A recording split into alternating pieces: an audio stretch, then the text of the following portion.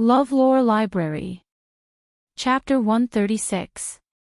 Hearing the word epilepsy, Su Li's face turned pale. He didn't know the specific cause of epilepsy or the profound medical principles behind it, but he knew that this disease was often referred to as epilepsy or convulsion by ordinary people. No matter how optimistic, cheerful, and positive a young person was, if they knew that they had such a disease, the word pessimistic would be written on their forehead in an instant. Being sick was not scary. Even if he was terminally ill or had a broken leg, he would not be defeated by Su Li, who was as stubborn as a rock. Only this kind of disease that could cause his whole body to convulse, foam at the mouth, and slanted ears and mouth at any time made him feel a chill. If he had liver cancer, he would hold his stomach and endure the pain and enjoy the soybean-sized beads of sweat on his forehead. That would be a heroic and cool death. But if he had to constantly worry that he might become a fool at any time and keep convulsing on the floor, even if he could live like a normal person, this kind of living was too unsightly. "Are you sure that I have epilepsy?" Su Li asked in a hoarse voice as she looked at the specialist doctor beside her with a hopeful expression. "The possibility is very high, at least more than 90%. The expert had seen many patients in his life, so naturally, he didn't take epilepsy to heart. He said calmly, "After you fell asleep last night, the electroencephalogram and the EEG signal sent back by the electrodes confirmed that, in this area of your brain, every once in a while, the neurons will have an abnormal discharge phenomenon." The expert pointed at a certain area of the brain imaging and said seriously, "The discharge rate of the cortical pyramidal cells of a normal person's brain is less than 10 times per second. But last night, we measured that the discharge rate of the neurons in this area of your brain is often more than 100 times per second, and the peak number is as high as 566 times per second. So, we determined that this area is the focus of the disease." Su Li still didn't want to give up and asked, "Is there no other disease that can cause abnormal discharge of the neurons in the brain? Like being stimulated by something, or being in a long-term coma, the neurons in the brain have just woken up and are not used to it." In fact, when Su Li heard the term neurons, although he was a little unfamiliar with it, he thought of the strange power in his body and secretly worried. Of course, there could be other reasons that cause the abnormal discharge of cortical neurons, but after our analysis, we believe that epilepsy should be the most likely cause. When the specialist heard Su Li's words, he couldn't help but smile. He thought that this patient was really good at finding strange excuses for himself. He emphasized, especially in the latter half of the night, when you entered deep sleep. With the abnormal electrical discharge of your brain, your muscles began to spasm intermittently. This is a typical symptom of epilepsy. I admit that what you said earlier may trigger abnormal discharges of cortical neurons in the brain. The expert looked at him with a comforting expression. But, this is also known as epilepsy. However, you don't have to worry. According to the results of the examination and the extent of your spasms, this shouldn't be a source of epilepsy, so the danger isn't great. If I manage my life and emotions well, it might be difficult for me to relapse in the future. Of course, even if I relapse, as long as I have someone by my side at all times and I don't sleep in a high bed at night, there shouldn't be any danger. The vast majority of epilepsy patients will only have some minor problems in their lives. At least from the current statistics, the lifespan of epilepsy patients will not be affected in any way. There's no need for surgery. No, unless you want to take the risk of becoming an idiot to help our hospital earn a large sum of money from the Federation's Citizen Medical Fund. After the specialist left, Su Li lay alone in the quiet ward. His left hand, the only thing he could move, unconsciously touched his head. It was hard to believe that his brain was damaged. Could it be the after-effects of the battle in the underground parking lot? Could it be that the rebounding force of the mecha's strong body had injured his brain? Or could it be, he suddenly thought of the moment before he fainted, the intense pain brought by the mysterious power in his body, especially that feeling like an electric current had passed through the back of his neck and turned into countless thin needles, pricking his brain endlessly. There was no need for surgery, only medication. The key was still to have enough rest, adjust his mentality, and maintain an optimistic mood. The doctor's casual and calm instructions were actually meant to comfort the patient.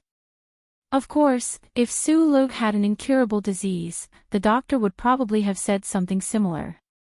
Fortunately, Su-Lu was indeed a very optimistic person, and he easily shook off the gray emotions from before. Although the comforting words were actually not very useful, not having surgery on the brain was still something worth celebrating.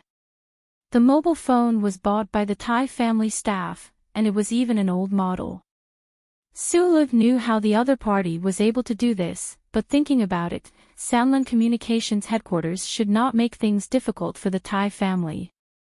Su-Lu pulled out the display embedded in the metal body of the mobile phone, and felt that it was very smooth, and his mood improved. He began to go online silently, looking up some epilepsy-related information.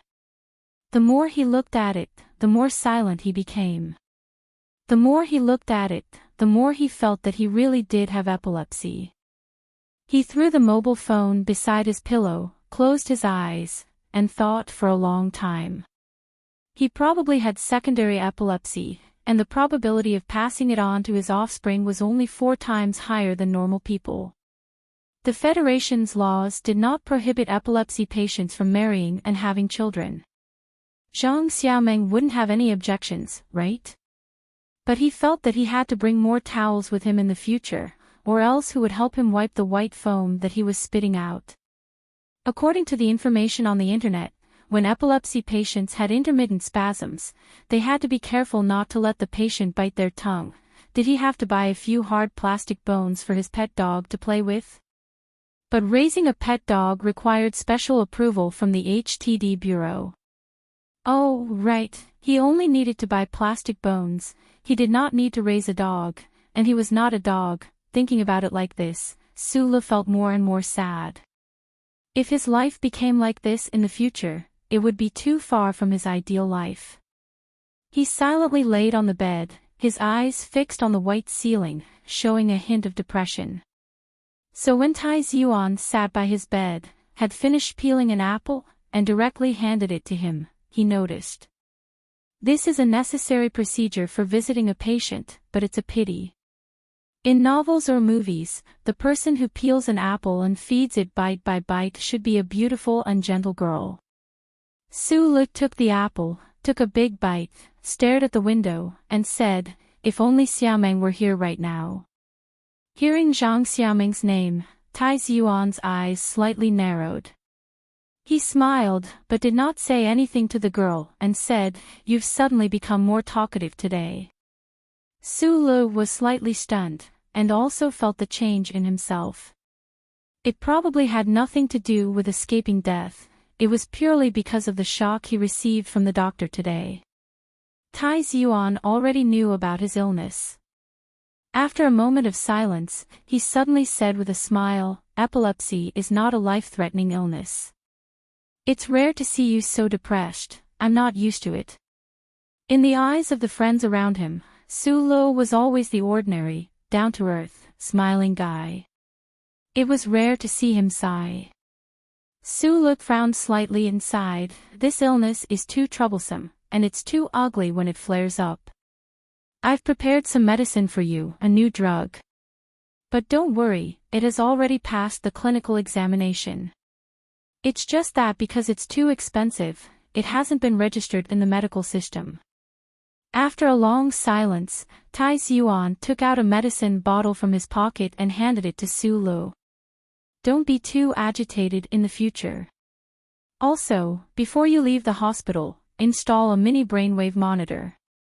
If you find anything wrong, take a pill. Su-Lu took the medicine bottle and silently looked at the label. Sure enough, there was no sign of the Federation Medical Administration Bureau. He looked at the precautions, tilted his head slightly, and looked at Tai Yuan in confusion, and said, "Tranquilizers. I often take them." Tai Yuan smiled and patted him on the shoulder, and said apologetically, "I still have some things to do, and I'm leaving Jingzhou tonight. I'll leave some people with you. If you need anything, just ask them. Also, I'll come to see you again in a few days." Sula nodded, and had no intention of asking him to stay. Although he saved Tai Ziyuan's life, he also knew that Tai Ziyuan was a high and mighty figure in society, and presumably a very busy guy. It was enough that Tai Ziyuan personally came to visit him in the hospital. "My private phone number is the first number on your phone. If you need anything, you can call me." Tai Ziyuan and Su Lu had met many days ago in the H1 area of Yue University. It was only now that Su Lu got his private phone number for the first time. After Tai Ziyuan left, Su Lu received a few more days of conservative treatment and monitoring in the 1st Military Region's General Hospital. Those highly skilled specialists and professors finally confirmed that Su Lu was probably hit by some external force during that incident. The damage to his brain caused damage to the neurons in his cerebral cortex, and caused abnormal discharge, which led to epilepsy.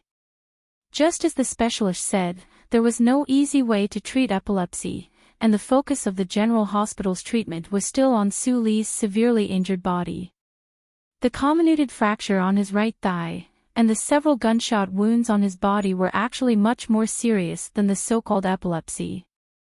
After listening to several consultation plans, only then did Su Lu know that he had suffered such serious injuries in the stadium's underground parking lot. If he hadn't put on a bulletproof helmet and vest when he left the VIP room, his life would have been lost in that dark and damp space. Thinking of this, Su Lu couldn't help but feel a little scared. He didn't understand why he was always so hot-blooded and impulsive. Of course, he was willing to save Tai Ziyuan, but almost losing his life was not his intention. At the same time, what made him feel alarmed was that his eyes started to hallucinate again. However, this time, it wasn't the power structure diagram, but a very familiar image of the mind pit. Su Lu began to doubt the diagnosis of epilepsy. Chapter 137. Power output structure diagrams, transmission structure diagrams, nozzle design diagrams, all kinds of drawings with different sizes and different uses appeared.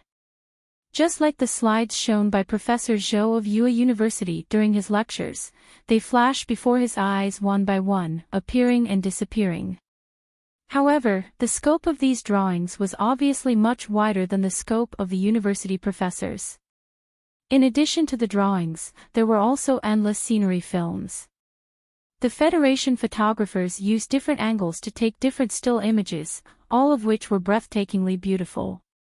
Especially the pictures of the Federation's major planets taken from spaceships, they were even more awe-inspiring. There were also flowers, all kinds of flowers. There were also women, all kinds of women. Su Lu was half leaning on the hospital bed. The hospital bed could automatically adjust its height, so it was more comfortable to lie down. However, he stared at his thigh that was still sealed by the white plastic and suspended on the metal frame like a white cement stick. There was no expression of comfort on his face. Instead, he felt like he had seen a ghost. His expression was unusually ugly. Because at this time, there was a red flower in full bloom on his thigh. At this time, Su Lu could clearly see that this picture did not appear on the white plastic. Instead, it appeared in a certain area of his brain related to the optic nerve. Then, it appeared in his perception as a flower bloomed on his retina. This was already the patient Su Li's 17th day in the hospital. His epilepsy did not seem to have recurred. At least, the doctor did not hear the bell ring or hear his own report that he had hallucinations again. Although in fact, the hallucinations were always there. When the structure diagram turned into a picture of the mind, Su Lu knew that things were serious. This was definitely not epilepsy. These images that appeared in front of his eyes like miracles seemed to have a mind of their own and could appear and disappear according to his strong emotional will. Su Lu was in the lonely ward at that time. He missed his hometown, the Donglin region. Therefore, the picture of the Donglin planet's mind from the universe appeared in front of his eyes. In the middle of the night, when there was no one around, Sulu forcibly suppressed the fear and uneasiness in his heart and silently carried out many experiments again. He found that when his will was strong enough, some images related to his will would appear in front of his eyes, such as the mountain, the dog, and the woman. The abnormal discharge of neurons in the gray matter of the cerebral cortex was absolutely impossible to control. She had never heard of epilepsy patients being able to make the electrical discharge in their brain work according to their own thoughts, as if they were accessing a database, unless they were taking drugs. What exactly happened? Sulu thought about it silently for many days, but he still couldn't figure it out. Since he was sure that it wasn't a hallucination caused by epilepsy, he didn't tell the experts in the 1st Military General Hospital the truth because he was very worried. When he realized that the strangeness in his brain had little to do with epilepsy, he immediately thought of the so-called muscle spasms that had been monitored by the hospital. It was the power in his body that was repairing itself. It was the trembling that Sulu was incomparably familiar with. However, he was able to successfully control the trembling under his skin. When he was asleep or unconscious, it continued to operate on its own. This was Sulu's secret, not a symptom caused by epilepsy. Regardless of the dissuasion of the hospital experts, he insisted on removing all the monitoring equipment during his sleep at night and unplugging all the electrodes on his body. Otherwise, if someone really found out the real reason for his muscle fibrillary spasms, who knew how much trouble it would cause? These days, Sulu alone and silently resisted the images in his eyes. He told himself that all of this was an illusion and that it wouldn't scare him. However, after gradually getting used to the images that appeared with his will, even if they weren't illusions, he was a little numb. After all, these images didn't really turn him into a lunatic. Those images didn't appear in his eyes at any time. Instead, it required Sulu to be extremely focused on certain aspects of the content. Then, these images would be pulled out from his mind and presented before his eyes. If those images really appeared in his eyes at any time, Sulu could guarantee that his nerves, which were stronger than the average person's, would not collapse. Because that would mean that as long as he opened his eyes, he would constantly see two completely different images, one real and one fake. Wouldn't that be the picture-in-picture function of the legendary antique television? Or the monstrous hero with two pupils in an even more ancient myth? In the middle of the night, when there was no one around, he tried many times. With the fastest speed, he desperately tried to recall all the images that could be pulled out in his mind. He confirmed that those were not his knowledge, his memories. He silently looked at the flower on his leg. Sulu knew that his eyes weren't playing tricks on him. Instead, it was his eyes that gave birth to a flower, or someone planted a flower in his mind. It had been a few days since he fell into the unknown uneasiness and fear. Sulu forced himself to calmly analyze all the things that had happened since he fell into a coma. After eliminating the possibility that the hospital had used him as an experiment, he naturally flipped through the memories that were dormant in his mind. It was the memory of the black dream after he fell into a coma. Yes, all of the images seemed to be familiar. They all came from the strange and absurd dream after he fell into a coma. He vaguely understood something, but still didn't understand anything. He didn't know when and by whom these images were poured into his mind. Why were they so different from normal memory images? Why could they appear so clearly and vividly in front of his eyes? Sulu's hand gradually and gently touched the back of his neck. He carefully stroked that small piece of skin. After a long silence, he confirmed that there should be something wrong with this chip. When the heat flow in his body turned into a huge burst of energy, it caused some kind of damage to the chip. The damaged chip uncontrollably released pulses or electric currents, causing abnormal discharge in his cerebral cortex. This caused him to enter that strange black dream after he fell into a coma. Furthermore, it was deeply imprinted in his mind, causing those images to appear in front of his eyes. But the problem was, could it be that the chip itself stored those things? How could he get out of this situation? Could it be that he had to change the chip from the bracelet and start a new life? But the damage to his brain had already become a reality. Would it be useful to change the chip? Would he become a real idiot in the future because of the abnormal discharge in his brain? Although it wasn't epilepsy, it seemed that the current situation was more terrible than epilepsy. Su-Lu stared at the snow-white ceiling. His facial features were slightly twisted in pain. He kept cursing Uncle Feng-Yu in his heart. Fake products killed people. Perhaps it was because Su-Lu had followed Uncle Feng-Yu and practiced the horse stance and those strange postures for many years, but his physical fitness was already much better than the average person's. Thus, the injuries on his body healed very quickly. This was especially true for his comminuted thigh bone. On the daily photo transmissions, those cracks seemed to be gathering together at a speed visible to the naked eye. This made the doctors in the general hospital click their tongues in wonder. If they didn't know that this patient's origins were a little strange and his background was a little shocking, perhaps they really would have thought of asking Su-Lu to cooperate with their research.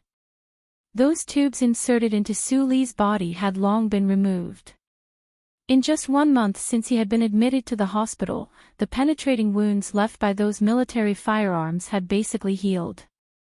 After all, the bones were not injured. Those muscle fibers that had been torn apart and charred by the high-speed rotating bullets had already healed. Only a few pink traces of new skin remained on his skin. The thigh bone that had been fractured by the mecha's recoil couldn't heal so quickly, but at this time, Su-Lu could at least sit in a wheelchair and relax in the beautiful environment of the general hospital. He wasn't afraid of loneliness, but he didn't like those snow-white walls and ceilings in the ward. This was because every time he was alone, he couldn't help but try to use the snow-white ceiling as the background and pull out those memory fragments in his mind, playing them like a slideshow for himself. As he played, he felt fear, but he couldn't stop even if he wanted to. Su-Lu felt like a pitiful person who was addicted to drugs. Shaking his head, Su-Li's face flushed red with embarrassment. He quickly stopped looking at those images of all kinds of women in his mind. These images were too clear and too realistic. It was like looking at a porn magazine. As long as he thought about it, he would be able to see the endlessly tempting porn. And it wasn't the usual imagination that flooded the minds of most men, but real images. What kind of realm was this? This was the true meaning of lust. Su-Lu, who was new to the relationship between a man and a woman, could barely control his desire to peek at the portrait of 1,000 women in the corner of his mind. However, he naturally thought of his girlfriend. At least in his mind, she was still his girlfriend. Whether it was the fear of his brain's abnormal condition, the stimulation he received, or the loneliness brought about by long-term hospital life, they all made him very eager to see Zhang Xiaomeng. The relationship between a man and a woman was nothing more than external factors that stimulated growth. Not to mention, Su-Lu was facing pressure from all sides at this time. From the moment she found out that Su-Lu was injured, Zhang Xiaomeng had already prepared to leave for Jingzhou. After experiencing the failure and disappointment of the Double Moon Festival Ball, the non-professional spy girl obviously hadn't learned her lesson. She still subconsciously saw herself as a normal person. Knowing that the man she liked was injured, of course, she couldn't sit still on campus. However, due to Su-Li's abnormal condition, Zhang Xiaomeng's arrival was delayed for a long time. It wasn't until a few days ago that Su-Lu became numb to the strange phenomenon caused by the abnormal power generation in his brain. Moreover, he really couldn't suppress his longing for Zhang Xiaomeng. The two agreed to meet at the hospital on the 14th. However, just as he was about to call Zhang Xiaomeng to confirm when she would arrive in Jingzhou, his phone received a text message from an unknown number. Chapter 138. There was an old song in the Federation called 27 Glasses of Wine. The song went like this: the first glass of wine, the sun shone brightly, the ivy outside the window crawled into my eyes. The second glass of wine, the spring breeze rippled, the leaves gently brushed my eyebrows. The third glass of wine, the birds chirped, lightly pecking at my heart. The fourth glass of wine, the shadow on the windowsill, making me forget who I am. The fifth glass of wine, the youth was about to fly, passing through the layers of forest. 11 glasses of wine, the mountains were green, an old man was drunk on a rock. 12 glasses of wine, peeking into the abyss, the cliff gave back to the years. 13 glasses of wine, the snail had horns, the world was so tired. 14 glasses of wine, the eyes were getting tired, the people around the fire were about to fall asleep. 25 glasses of wine, thinking of my father, the raindrops fell from the window. 26 glasses of wine, the flies did not fly, the palpitating you and I hid under the leaves, watching the autumn rain fade away. 27 glasses of wine, wiping away a few tears, gently putting down the glasses. This ancient song had always existed in the Federation Elementary School's public teaching materials. It was a poem that all citizens of the Federation had probably learned at one time or another.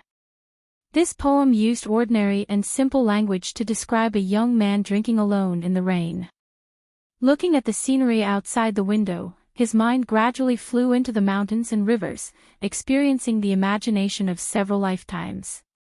In the end, his mind returned to his body, remembering his loved ones who had passed away, and tears fell from his eyes alone. The original author of this simple and touching poem had long been untraceable. Moreover, in today's highly developed technological civilization, not many people would still remember this little poem in their hearts. When Su Lo was in the Donglin district, he rarely had the opportunity to hear this song, except in the movie directed by the famous director Lin Longji, who cleverly used 27 glasses of wine as the background music throughout the entire movie. The most recent time that Su Lo heard 27 glasses of wine was in the bar in Linhai. Shi Qinghai, who had an astonishing capacity for liquor, drank 27 cups of strong liquor in a row in that quiet bar on that rainy night before finally getting drunk. He tapped the wine bottle with his chopsticks and sang the song in a soothing and emotional manner to the rhythm of the clanging. His voice was not very pleasant, but it was somewhat hoarse from the torture of alcohol and tobacco. Together with the lyrics, it seemed to have experienced many vicissitudes of life, making people want to cry. At the end of the song, when he thought of his father, the flies did not fly, and put down the glasses. Shi Qinghai finally cried out loud, letting his tears and snot flow onto Su Li's lapel. Therefore, when he saw the text message, 27 glasses of wine, Su Lo immediately knew that it was from Shi Qinghai. It had been almost a month since he had been able to contact Shi Qinghai, so Su Lo was a little anxious. However, because there was a big problem with his brain, and because Shi Qinghai had mysteriously disappeared for dozens of days while carrying out a secret government mission, Su Lo was not too worried. At this time, he finally began to worry. Shi Qinghai was using a brand new number, and he was using 27 glasses of wine as a substitute. In this world, except for himself and Shi Qinghai, there was probably no one who could understand who 27 glasses of wine was referring to. What made Su Lo even more confused and nervous was that Mr. Shi had warned him to be careful of Zhang Xiaomeng. Why? Zhang Xiaomeng had been secretly serving the anti-government Senator Macklin. On the last day of last year at the Iron Tower, she had seriously violated the rules and told Su Lo. After all, Mr. Shi was an official of the Federation Bureau of Investigation. Could it be that the government had found out about Zhang Xiaomeng, so he deliberately sent a text message to warn him? Su Lo thought to himself. However, Macklin was now a senator of the Federation, and in the news a few days ago, that old man had made a joint statement with the governor of Jingzhou.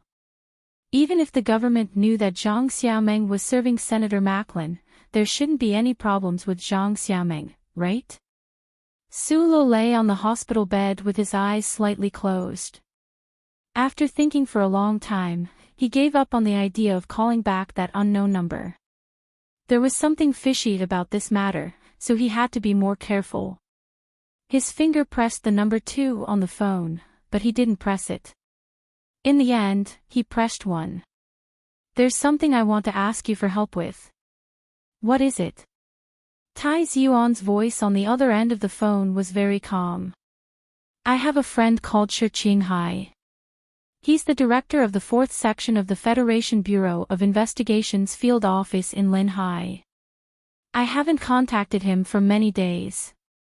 I don't know if he knows that I'm hospitalized. Continue. I know that your family has a good relationship with the government. Can I trouble you to help me find out if there's something wrong with him? If he's carrying out some secret mission from the government, please help me confirm it. At least I don't have to worry too much. Tai Ziyuan's voice on the other end of the phone was silent for a long time. Su Lu, who was half leaning on the hospital bed, narrowed his eyes and felt a trace of a bad omen. I know that Shi Qinghai is your friend. Tai Ziyuan held the phone and said calmly, I found out about his news a few days ago. I wanted to tell you at that time, but your current condition is too bad, so I didn't say anything. Su Li's narrowed eyes flashed with a trace of doubt. He asked, what happened to him? The Federation Bureau of Investigation is currently looking for your friend, Tai Ziyuan said. Under these circumstances, you naturally have no way to contact him. He's an official of the Bureau of Investigation. How could he be wanted? Su Li's expression changed greatly as he asked in surprise. I don't know what the specific crime is, but I think it has something to do with intelligence. Su Lu was silent on the other end of the phone for a long time. Then he earnestly asked, I'm going to be discharged immediately. Can you help me buy the fastest ticket back to Linhai? Tai Ziyuan on the other end of the phone frowned. He didn't expect that Su Lu, who was always calm, would actually make such a decision immediately after hearing this news. He disapproved and said in a deep voice, what do you want to do? Don't forget that you're still seriously injured. One of your legs is still disabled. My injury is almost healed. Although I can't move my legs, at least I can use crutches and sit in a wheelchair. Su Lu heard the concern in the other's angry voice, so he wasn't angry and explained. Tai Ziyuan said without hesitation, impossible. The general hospital won't let you leave. That's why I need your help, Su Lu said. Shi Qinghai is in trouble. I have to go back and see what's going on. I can help you find out what happened. Tai Ziyuan didn't tell Su Lu the whole truth, because he knew Su Li's character. If Su Lu knew that Shi Qinghai was being investigated by the Federation government because of him, Su Lu would be even more determined to go back. But you have to calm down. You're just a student. Even if you go back to Linhai immediately, what can you do? Tai Ziyuan frowned and tried to persuade him, and don't forget that he's now a wanted criminal of the Federation. Su Lu on the other end of the phone was silent for a long time before he said, I have to go back. A wanted criminal of the Federation, in the hearts of ordinary citizens of the Federation, was definitely someone to be avoided like the plague. However, Su Lu himself was a wanted criminal who hid the most deeply, not on the list of wanted criminals. He believed that if he could go back to Linhai, Shi Qinghai, who was currently in a dangerous situation, would be able to easily find him, just like when he sent the message just now. And he had the ability to help him. Tai Ziyuan on the other end of the phone was silent for a long time before he said, the situation in Linhai is very complicated. You don't have to go back. He was thinking for Su Li's sake, but Su Lu, in such a tense situation, didn't think about anything at all. He directly replied, I have to go back. Tai Ziyuan's voice rose in pitch in anger as he reprimanded, can't you calm down a little? Be more mature. Sulu on the other end of the phone was silent for a long time. His voice didn't become louder, nor did it become angry. He just said calmly, "Sure, Qinghai is my friend, and so are you. When a friend is in trouble, I can't be too calm or mature. If I was a little calmer and more mature in the gymnasium, you would already be dead." There were many concepts about friends, but in Su Li's mind, when the other person was in a life or death situation, he would appear by the other person's side and help without thinking.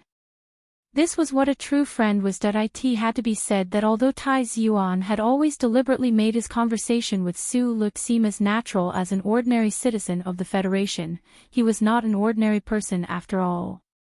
He was at the top of this society. Tai Yuan's desire to control was naturally strong. Occasionally, his words and actions would reveal a bit of the attitude of a superior, which was what Su Lu wasn't used to. When he found that Su Lu was out of his control, he had mixed feelings and couldn't help but sigh. He looked at the phone in his hand that had been hung up and laughed self-deprecatingly. He thought that it was precisely because this guy had saved him more than once that he had to stop him from doing anything unwise. Tell the hospital to tighten their control.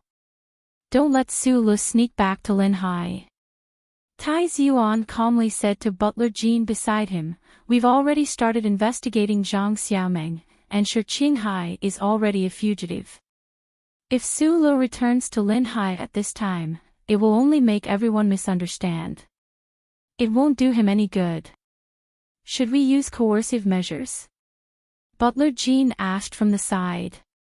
Tai Yuan's delicate eyes flashed with a trace of mockery. "Fortunately, he's injured now. Otherwise, if he really wanted to leave the hospital, with our family's bodyguards, who could stop him?" Butler Jean smiled slightly, understanding the young master's meaning. After the incident in the gymnasium, the Tai family security personnel all knew that the young master had a student friend by his side. What shocked them the most was that during the assassination incident, this student's combat ability was even stronger than that of the special forces. Then we won't use coercive measures. Just have people follow him 24/7 and block him in the hospital with a meat wall. Chapter 139. Ever since that phone call, several black cars have been parked at the entrance of the Federation's 1st Military Region General Hospital. In the first-level ward area of the inpatient department, there were many men in dark suits. Especially around Su Li's ward, a real wall of flesh had appeared. At this time, Su Li's injury had exceeded everyone's expectations. He was much better. Although he still had to continue receiving rehabilitation treatment, and his right leg was still a pitiful white cement pillar, at least he could leave his bed occasionally. He could go to the toilet by himself, and he no longer needed a urinary catheter. He could sit in his electric wheelchair and wander freely in the woods of the inpatient department to relax. But ever since the day he called Tai Yuan, no matter where Su Lu went to the toilet or did something else, he would be followed by at least 3 Tai family bodyguards. When he went to the toilet, someone would open the door for him, and someone would bring him toilet paper. When he wanted to sit in his wheelchair and go downstairs to relax, there would be several pairs of hands pushing the wheelchair for him. What kind of treatment was this? This was probably the treatment of a Federation councilman in the hospital. Su Li's mood was a little gloomy. He knew why these walls of flesh had appeared. When he looked at the entrance of the inpatient department in the woods, he knew that he could not leave the hospital until he fully recovered. This situation made him feel a little gloomy. He tried to send a few messages to that unknown number, but there was no reply. Especially when he found out that he could not even get through to Zhang Xiaomeng's phone, a strong sense of uneasiness surged into his mind. He knew that Tai Yuan was doing this for his own good, and it was even more impossible for him to be angry at the walls of flesh around him. These bodyguards were all staff who took orders from their superiors. It was not appropriate to vent his anger on them. Other than calling Tai Yuan a few times and scolding him, Su Lo could not do anything else. However, even after Tai Yuan was scolded by him, he still calmly tried to persuade him. The air around him was getting thicker and thicker. It was so thick that no matter how hard Su Lo punched, he could not get a clear response. He was almost out of breath. At this time, a visitor came to the hospital. When this visitor entered the ward, the bodyguards guarding outside the ward felt that their eyes were dazzled by the sun. They looked at each other in disbelief, not daring to believe their eyes. Naturally, they forgot to stop that person.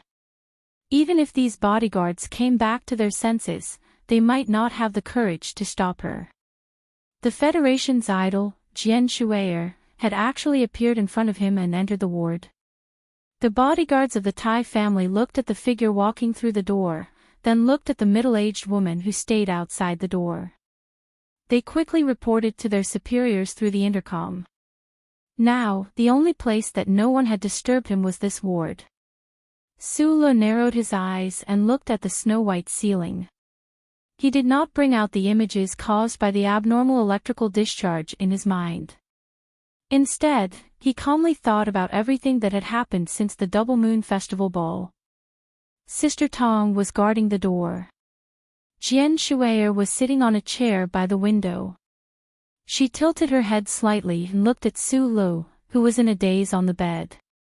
She thought about the Tai family's bodyguard she had seen along the way and felt that this seemingly ordinary young man was interesting. The successor of the Tai family really valued this guy called Su Lo. It seemed that Sister Tong's judgment was wrong. This young man called Su Lo was obviously not a member of the Tai family who had received much attention because he had saved Tai Yuan's life in the gymnasium. Su Lo saw a flash of purple from the corner of his eyes and woke up with a start. He narrowed his eyes and looked at the girl by the window. Looking at the light yellow dress she was wearing, he couldn't help but think about the first person he saw when he woke up from the dark dream. She was wearing a white dress that shone under the sun. After informing the Tai family, Jian Shuier and Sister Tong never came to the hospital again. These days, Su Lo would occasionally think about that dreamlike day, but he did not expect to see the woman of his dreams again in real life. Being able to see her by chance was already dreamy enough. Su Lo had never thought about what would happen after that. In addition, so many strange things had happened in the hospital after that, he had almost forgotten that Jian Shuier had ever appeared. "Why are you here?" It was a boring opening, but Su Lo, who was slightly nervous and happy, could only say this sentence. Jian Shuier smiled sweetly, a trace of a cute smile flashing through her large, mirror-like eyes. She replied in a clear and pleasant voice, "You are the first person I have saved in my life. Of course I have to come and see how your injuries are doing." This was a joke. And this sentence was not accurate at all. In the past few days, other than promoting her first album in the various states of Region S1, Jian Shuier spent the rest of her time at home in the capital. Other than occasionally seeing mecha promos on TV and thinking of the incomparably brave young man in the parking lot, she had actually gradually forgotten about Su Lo. After all, it was impossible for the two of them to have much interaction. Today, she had come to Jingzhou again, to the 1st Military Region's General Hospital, because of a troubling matter. The elders in her family had asked her to come to the 1st Military Region for a meal. Who would have thought that there would be a young man at the table? With her intelligence, of course she understood the meaning of this meal, and very naturally, the idea of leaving was born. The car drove along the streets of the 1st Military Region's residential area. She narrowed her eyes and looked at the sycamore trees beside the street, breathing in the fresh air. This Federation idol, the little lover in the hearts of hundreds of millions of people, suddenly felt that life was very meaningless. When she saw the entrance of the General Hospital, her thoughts moved slightly, and she thought of that interesting guy. Su Lo looked at Jian Shuier by the window. Looking at her short purple hair that was tied up in a ponytail, he was momentarily stunned. He did not know how to describe this girl's face. He felt that any more words would sound a bit tacky. Of course, this saying was pretty tacky in itself. He just felt that no matter if the girl not far from him was smiling, frowning, or spacing out, she was still so beautiful. She was so beautiful that she was not like a real person, but like a picture. His heart moved slightly, and he forced himself to calm down. He thought of a possibility, and asked somewhat uneasily, "Miss Jian Shuier, can I ask you to do me a favor?" The bodyguards that Butler Jean arranged to stay at the General Hospital to take care of Su Li's daily life were all from the most famous security company in the Federation. They were the most professional and professional bodyguards. Therefore, when Su Li sat in a wheelchair under the forest to avoid the southern hemisphere's sunlight, they still silently stood in an inconspicuous corner under the sunlight, calmly observing everything that happened there. However, today's silence did not last long. One of the two bodyguards said softly, "Do you know what kind of person we are protecting this time?" The other person looked straight ahead, the corner of his lips slightly raised, and said, "Young master's friend. He's a very awesome guy." In the stadium's underground parking lot, this student killed 6 soldiers by himself, the first bodyguard said softly. The combat power of the Linhai garrison force is just a so-so. But you can't do it. I heard that he used to be a soldier, the bodyguard said. The bodyguard said, but what I admire the most about him is. Even Jian Shui came to visit him. Who exactly is this guy? I am an orphan. I have a friend who is also an orphan. He is in big trouble. And I have a good friend who has everything, including these bodyguards. Su Li said with a bitter smile.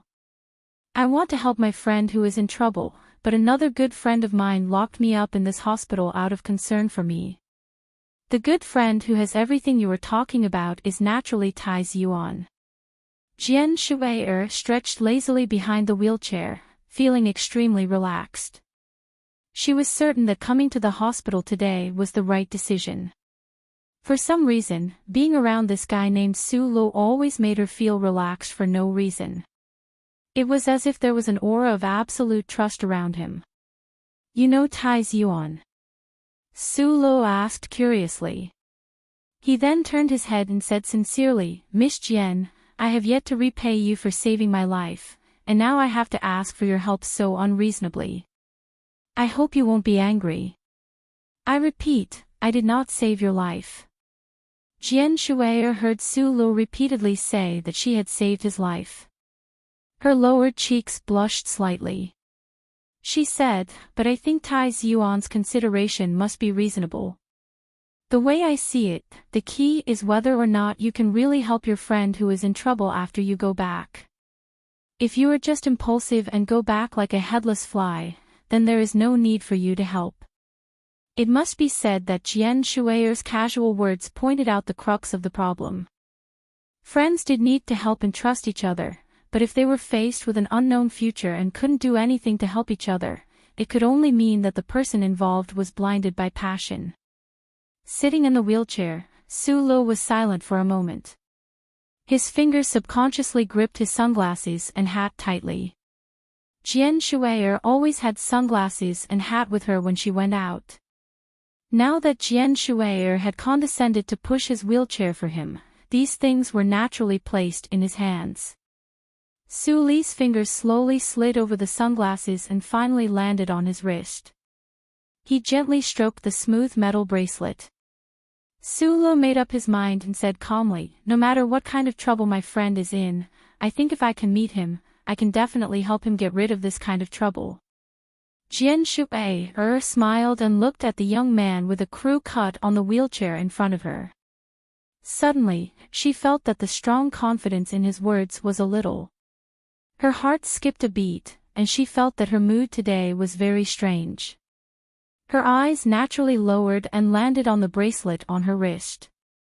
A trace of nostalgia flashed in her clear eyes. What do you need me to do?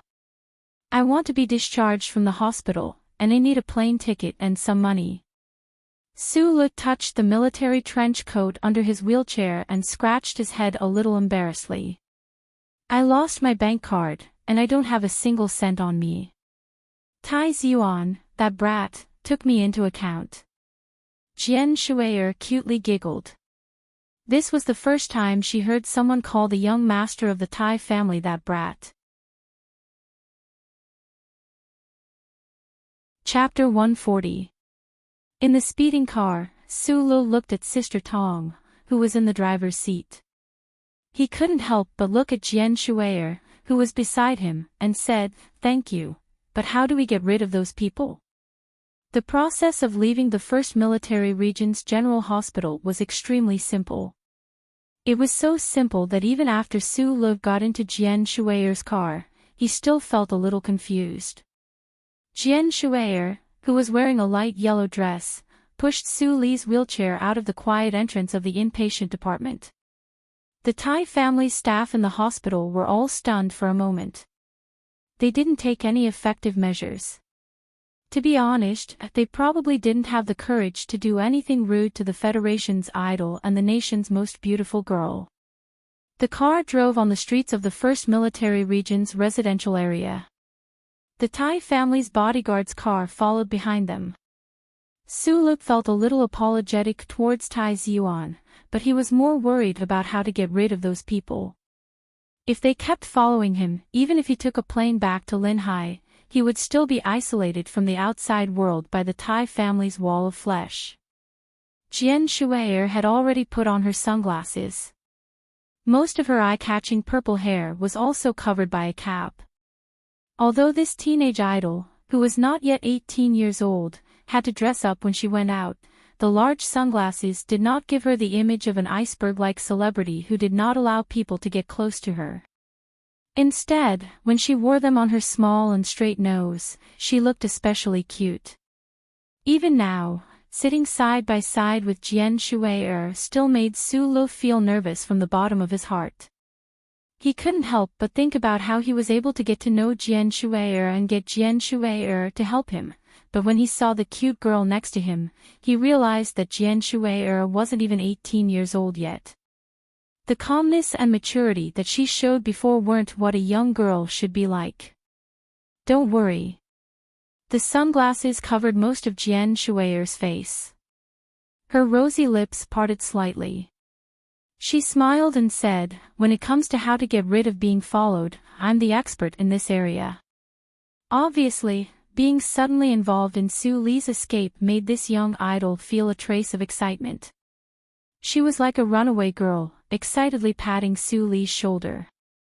Half of Su Li's body suddenly stiffened. He noticed that Sister Tong, who was driving, had an unpleasant expression on her face. However, he misunderstood the feelings of Jian Shui'er and Sister Tong. He thought that Jian Shui'er claimed to be an expert because she had countless fans in the Federation who often followed her whereabouts, while Sister Tong was unhappy because Jian Shui'er patted her shoulder. In fact, elder Sister Tong's expression was because she thought of the time a few years ago when the young miss kept pulling her to escape from the family surveillance. That was such a headache-inducing memory, but it was also quite interesting.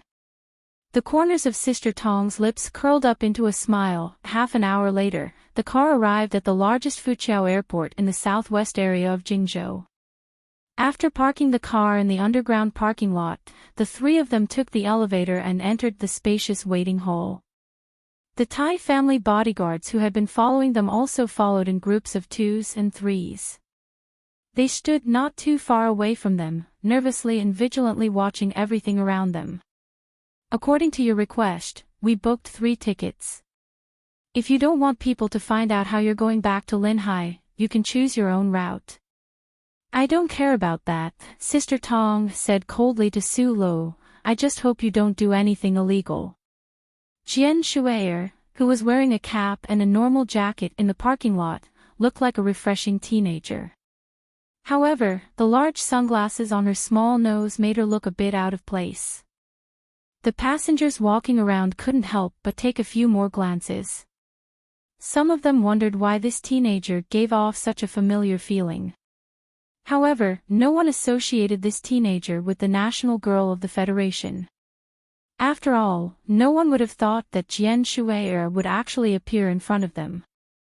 Sulu, who was leaning on a steel cane that retracted automatically, took the tickets with both hands and sincerely expressed his thanks to Sister Tong. Then, he turned around, bowed to Jian Shui'er, and said sincerely, "Miss Jian, I really don't know how to thank you." "No need to thank me. Helping a cripple escape is quite fun, isn't it?" Jian Shui'er was like a teenager. She pointed 2 fingers at the brim of her cap and slightly tilted her head. She was extremely cute and witty. "But I think right now, you're having a headache. How can you get on the plane under the watchful eyes of the Tai family bodyguards, and how can you not let them know your itinerary?" Sulu was a bit embarrassed and said, "Yeah." At this time, the 3 of them were at the entrance of the VIP passage. There were very few passengers passing through this passage. The Tai family bodyguards at the bookstore and the gangway were particularly obvious. There's a phrase called leaving during the chaos. Jian Shui'er looked at Sulu and said with a smile, "I can create chaos. Whether or not you can leave depends on your ability." After saying this, Jian Shui'er took off the large sunglasses on her nose and took off her cap at the same time. Just like at home, she casually scratched her messy short purple hair. A chaos caused by Jian Shui'er's sudden appearance occurred at Fuqiao Airport without warning. Countless passengers excitedly rushed to the VIP passage. Lights began to flash non-stop, mixed with countless friendly greetings. The Tai family bodyguards were suddenly scattered by the waves of people, and found that they had lost sight of Su Lu. Su Li's reaction was very fast. The moment Jian Shui'er took off her sunglasses, he knew where the chaos she was talking about came from. And when Jian Shui'er's beautiful purple hair bloomed under her cap, he had quietly taken off his jacket under the cover of the surrounding crowd and got on the express boarding vehicle provided by the airport. Time passed quickly. When he got on the flight to Shanghai, the Tai family bodyguards had time to report the disappearance of the target to their superiors. If he wants to leave, it shouldn't be easy to stop him. Plus, that lady is helping him. Tai Ziyuan sighed softly and said to Butler Jean, "Inform Black Hawk Security Company that there's a mission in Linhai." Sulu didn't fly directly to Linhai, because if he did, he might be surrounded by the Tai family bodyguards again as soon as he got off the plane. Naturally, there would be no way to contact Qinghai. He chose to fly to Shanghai. Shanghai was relatively close to Linhai, and it was also a relatively inconspicuous place. Sister Tong booked the economy class for him, but he didn't care, because he was never rich. The problem was that he was still a patient, and his right leg was like a white cement stick. Sitting in the economy class seat was indeed a bit uncomfortable. Fortunately, the air stewardess on this flight was very kind and gave him a free upgrade. Thus, Sulu thanked her repeatedly. "I heard that you can make phone calls on flights now." Sulu looked at the flight attendant squatting next to him and asked curiously. "Yes, sir. It's directly transferred through satellite. The cost is the same as normal calls, and you need to pay with a credit card," the flight attendant said sweetly. After hesitating for a moment, Sulu said very embarrassedly, "I was in a hurry to go back to Shanghai, and I forgot to inform my friends at the airport about the arrival time of the flight. As you can see, there's something wrong with my leg. If no one picks me up, it will be a bit inconvenient. But I also forgot to take my phone." The flight attendant was slightly stunned. She smiled and said, "Do you want to borrow my phone?" "Yes, I'm really sorry for the trouble." The coat Sulu was wearing today was a coat provided by the hospital's Tai family staff. She couldn't tell what brand it was, but the material was good. Coupled with his sincere expression and thick eyebrows, he looked very refreshing. The flight attendant smiled slightly, thinking that this young man was really shy and cute. While thanking her profusely, Sulu took her phone and searched for the unknown number that Shi Qinghai was using. After thinking for a moment, he sent a short message, "I'm in the horse stance. I'll arrive at 9 o'clock tomorrow. Contact me, I have a plan." It had been more than a month, but it felt like a lifetime ago. During this time, Sulu had almost died once. Another big problem appeared in his mind. After returning from the south to Linhai, from the warm ocean climate to the harsh wind and snow environment, Sulu didn't think too much about his body and his brain. He just squinted his eyes, leaned on his metal crutches, and walked out of Shangye's airport. He got into a taxi. The car ride was silent. Sulu returned to the university town of Linhai, which he was familiar with. He was extremely cautious and didn't contact anyone, especially Zhang Xiaomeng. It was impossible for him to go back to school. Instead, he went to the coffee shop on Famous Store Street alone. He asked for a cup of coffee and silently looked at the snow outside the window. He stared at the phone with a metallic luster on the green tablecloth. When he arrived at the coffee shop, he bought a few brand new SIM cards from the small shops that could be seen everywhere in the university town. At the same time, he sent a message to the number that Shi Qinghai was using. All that was left was to wait. The phone lay quietly on the tablecloth. Sulu stared at it silently, tightly holding the automatically retractable steel crutches in his hand. Gradually, his eyes moved to the alloy bracelet on his wrist. Just like what he said to Miss Jian Shuier before leaving the hospital, he firmly believed that after he found Shi Qinghai, he would be able to help him escape from the Federation's arrest warrant. At this moment, the phone rang. Shi Qinghai's calm voice came from the other end. Shi Qinghai told him a house number. On the phone, Shi Qinghai wasn't so moved that he was speechless for a long time, nor did he angrily accuse him of being stupid. He just said a few words calmly. This was because he and Sulu were the same kind of people. When they knew that the other was in trouble, they would do anything to help. Since the other had come for him, there was no point in saying more. Sulu paid the bill and left.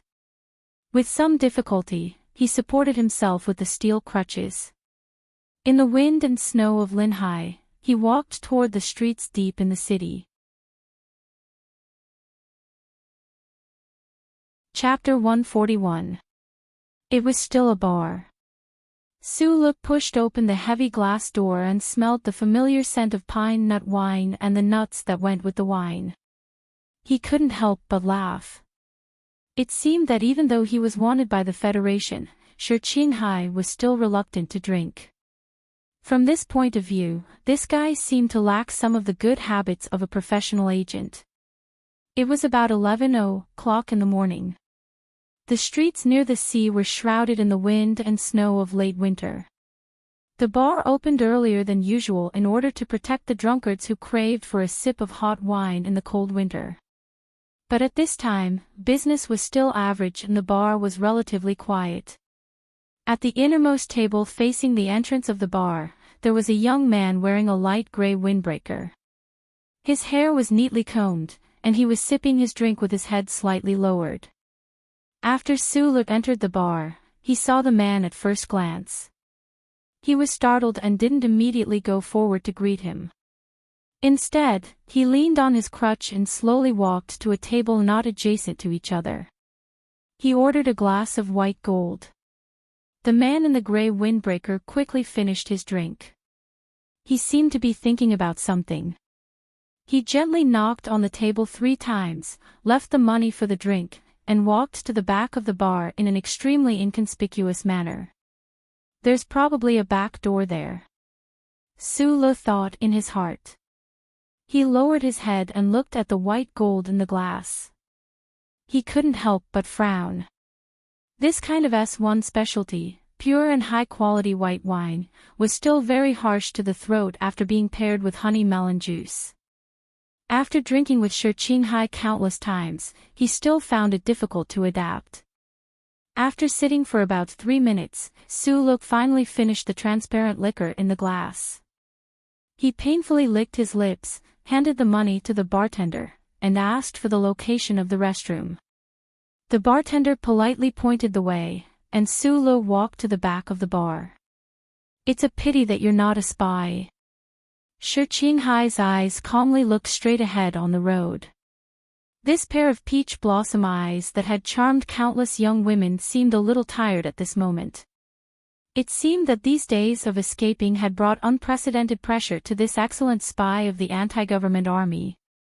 Su-Luk forced a smile. He lowered the hat on his head and tightened the synthetic fur scarf around his neck. At this time, the black off-road car was quietly driving on the streets of Linhai State. The heating in the car was not turned on, so it was a little cold. "I got this car from Shangye. Now, I don't dare to refuel it casually, so I have to be a little more frugal," Shi Qinghai explained calmly with a cigarette in one hand and the steering wheel in the other. Su-Luk shrunk his body in the passenger seat. After a while, he said, "You just said that you are a spy planted by the anti-government forces in the government. The reason why your identity was exposed was because your superior was betrayed by a traitor within the anti-government army, which implicated you. The most important question is, the Federation government is now suspecting you of being the source of intelligence for the Linhai State Gymnasium assassination." Su-Luk exhaled a puff of smoke into his hand and looked at the road ahead in confusion. "It's too messy. It's really messy." Shi Qinghai stubbed out the cigarette and looked straight at the snowy road ahead. He said, "My teacher's superior died too quickly, so I didn't find out who the traitor in the organization was. I've been investigating these days and vaguely guessed something, but unfortunately, I don't have any evidence." "Why do you want me to be careful of Zhang Xiaoming?" Su-Luk stared at his side profile and asked. "The Federation Investigation Bureau has been investigating how Tai Ziyuan's whereabouts were leaked."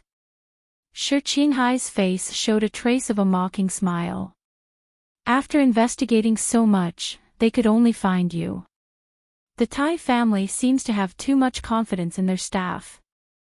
Since Tai Ziyuan's whereabouts were leaked by you, you should know very well who you told when you were going to the concert the next day. The night before the New Year, I was drinking with you. You should have met with Zhang Xiaoming before that." Shi Qinghai frowned slightly. "I'm sure that I didn't tell anyone about this." "Then, why was the National Defense Department's Eagle faction's assassination attempt on the young master of the Tai family so timely and so accurate?" "There's only one explanation. The information was leaked by Zhang Xiaoming." "I know, she's a spy." Su Li's head was lowered. His right hand gently stroked his injured leg, which was a little painful from the cold. It was cold to the touch. It was as firm and cold as cement. "She served Senator Macklin." The black touring car smoothly stopped on the side of the road next to the Rose River. Shi Qinghai turned his head and looked at Su-Luk beside him. He said in a serious tone, "You know that she's a spy. Don't you have any other thoughts?" "What thoughts can I have?" Su-Luk leaned against the seat of the car. His eyes were calm as he looked ahead. He said in a lonely voice, "I only have 3 friends.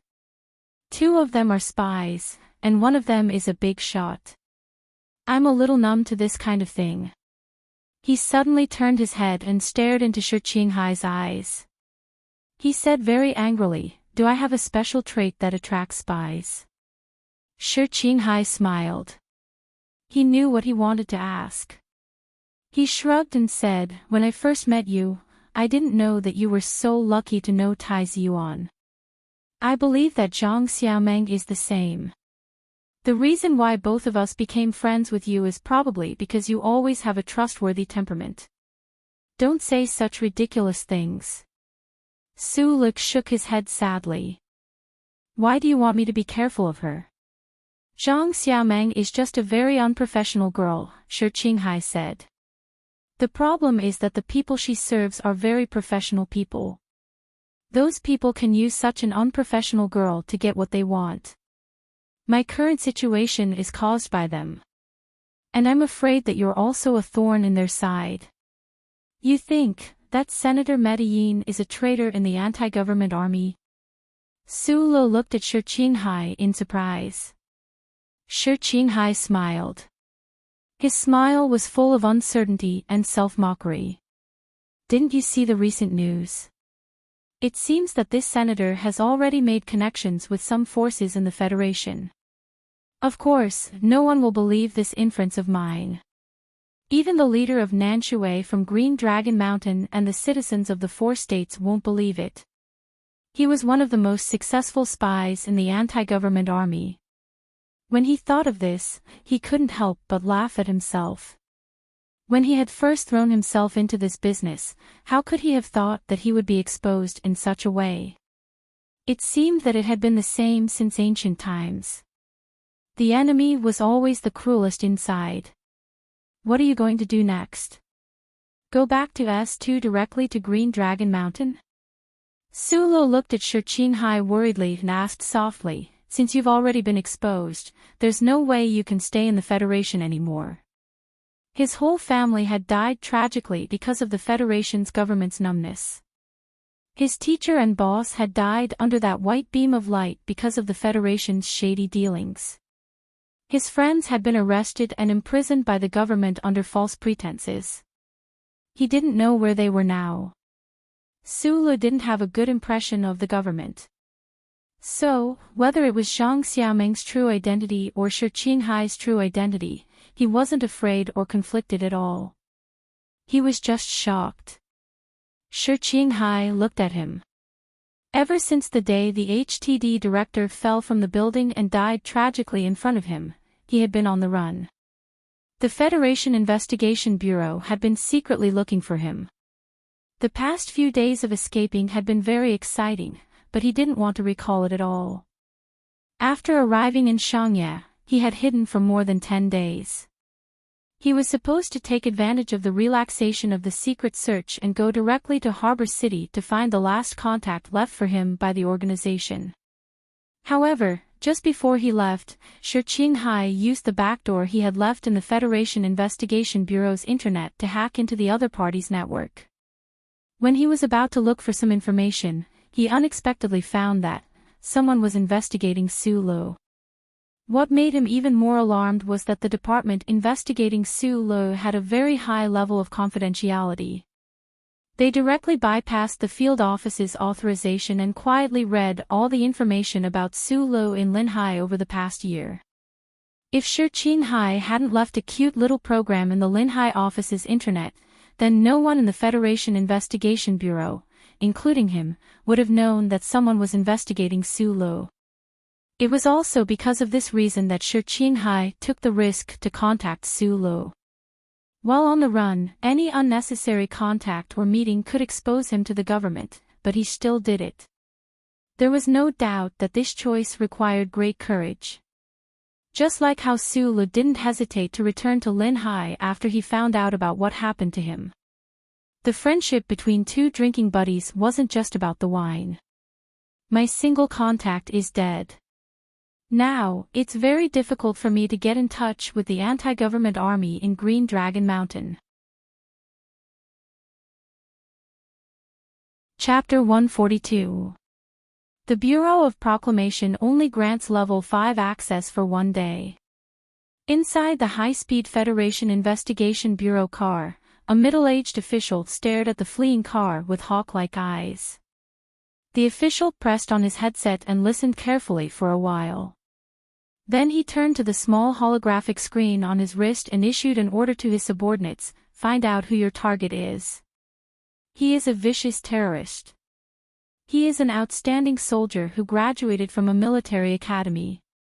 He knows the arrest process of the Investigation Bureau better than you do.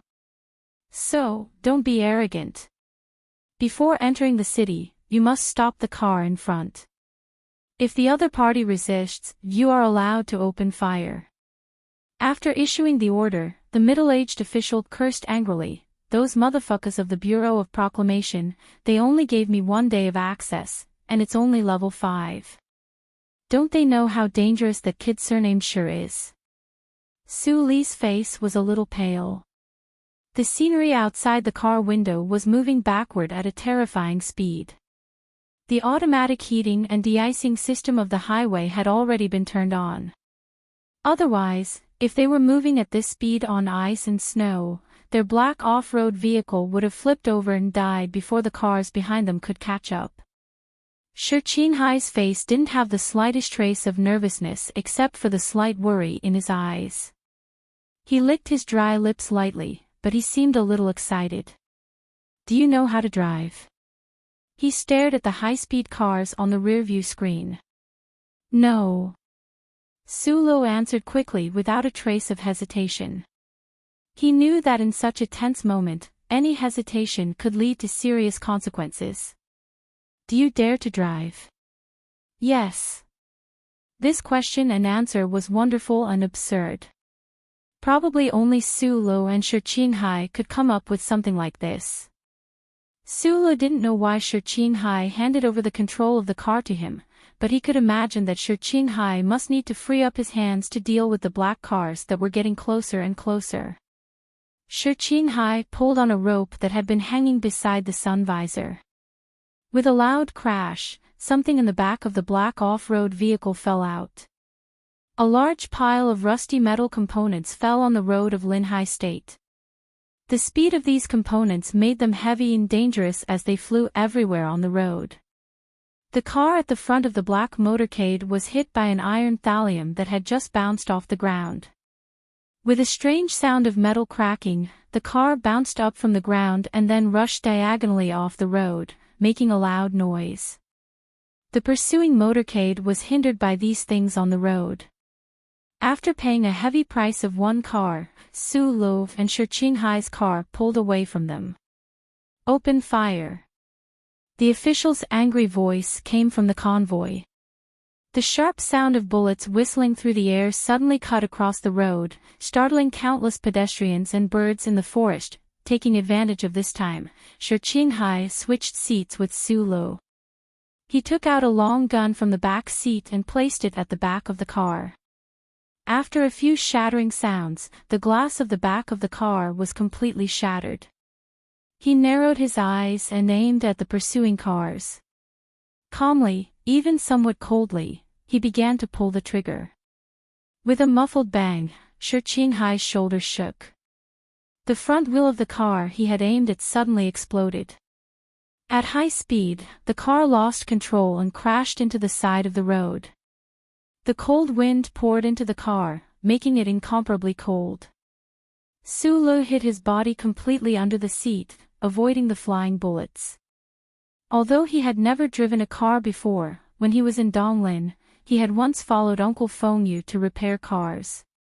He was very familiar with the driving system of a car.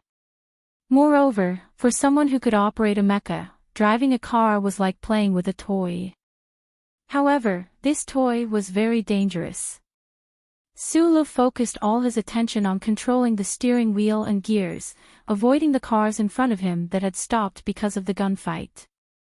He tried to increase the speed of the car as much as possible, trying to increase the distance between him and the pursuing cars behind. This was his first time driving a car, but his keen eyes and incomparably strong hand-eye coordination allowed him to control the car smoothly. He looked more like a racer. No, Su Li's racer driving was even crazier. Because there was a U-shaped turn ahead, he did not seem to have any intention of letting go of the accelerator to slow down. In the instant before the turn, his left foot stomped hard on the accelerator and his right hand pulled hard on the handbrake, causing this civilian black off-road vehicle to drift dangerously on the slippery surface of the road. Just as it was about to hit the cliff at the turn, he straightened the car and continued to move forward fiercely. From the moment they were preparing to enter the turn to the moment they exited the turn, Su Lo did not let go of the accelerator. The tachometer was maintained at 4,500 RPM. Cold sweat had already covered his forehead. The bullets that hit the car from time to time and the strong wind that rushed in through the cracks made Sue feel unprecedentedly nervous and excited. Amidst the sound of the bullets, he roared loudly at Shi Qinghai behind him, "Throw down more of those things that are blocking the road, or else we won't be able to shake them off." Shi Qinghai had been calmly maintaining his aiming posture. He rarely pulled the trigger, but every time he pulled the trigger, the pursuing cars of the Federation Investigation Bureau would be reduced by one car. Hearing Su Li's roar, he roared loudly in the wind. "Just now, it was like I was throwing an auxiliary fuel tank. I went to the junkyard last night. How much did you think it could hold? Bastard! It seems that we are going to die here today." Su shouted loudly while nervously watching the situation on the road. His eyes and his hands were in perfect harmony at this moment. Everything he saw was organized into his mind in an extremely organized manner. Then, through the special channels in his body, the corresponding measures were transmitted to his 3 limbs. All the controls, without any unnecessary movements, without any hesitation, were extremely smooth, except for the foot that had been stepping on the accelerator all the time. Just like Su, it was firm, unwavering, and determined not to move away. It was a perfect driving, a heroic driving, and a crazy driving. Although Shi Qinghai did not turn around, he knew how fast the car was going at this time. His face was slightly pale, and he shouted loudly, "Break into the city in front. In 3 minutes, the Investigation Bureau will set up the first line of interception." Su Li's face was also extremely pale. Looking at the countless scenes that were retreating at high speed, he felt that he had returned to that extremely terrifying black dream. He clenched his teeth, raised his right hand, and forcefully turned the steering wheel with his left hand. He secretly prayed that the car would not overturn. When the Federation Investigation Bureau's team that was secretly pursuing Shi Qinghai arrived at the 7th toll station of Linhai, the number of cars had increased from 9 to 5. The middle-aged official with a particularly gloomy face got out of the car and looked at the broken railing in front of him. He looked back at his subordinates behind him and squeezed out a voice from between his teeth, "Contact the Bureau of Proclamation. Immediately locate where they are now. Contact the Traffic Control Bureau. Block the traffic in this area. At the same time, track the black off-road vehicle. Inform the team to be ready to assemble at any time." There was only debris on the ground and the stunned staff in the toll station. There was no trace of the black off-road vehicle. The officials of the Federation Investigation Bureau were very clear that the target they were chasing this time was an extremely excellent spy. Moreover, the other party had worked in the Investigation Bureau for many years and was very familiar with the internal communications and procedures of the Investigation Bureau. Therefore, before this operation, this batch of Investigation Bureau's team deliberately chose an unusual channel. Even if the heavy rifle that stretched out from the civilian off-road vehicle ruthlessly and coldly overturned several cars, the officials of the Federation Investigation Bureau still did not have the slightest intention to retreat. This was because if Shi Qinghai did not have this ability, he would not have been able to graduate from the first military academy as the top student. Moreover, he would not have been so favored in the Investigation Bureau. They were fully prepared for the upcoming difficulties and firmly believed that with the help of the Bureau of Proclamation's location, they would definitely be able to catch the other party. But the problem was the person driving the off-road vehicle. The middle-aged official's eyes were spitting fire. Looking at the seemingly endless road in front of him, he quickly issued orders to close the net one by one. But in his heart, he was thinking, was that a madman? Even if it was a Special Forces soldier who had received the most rigorous training, it was impossible to drive a civilian off-road vehicle at such a crazy speed. Thinking of the off-road vehicle that roared like a black ghost, the middle-aged official's heart was abnormally heavy. The other party did not look like he was running for his life at all, but more like he was giving up his life. Any normal person would subconsciously slow down at such a speed. This was an instinct. But that driver did not seem to have the word fear in his instincts. Forcefully changing gears, the handbrake was on, and the left foot stomped hard.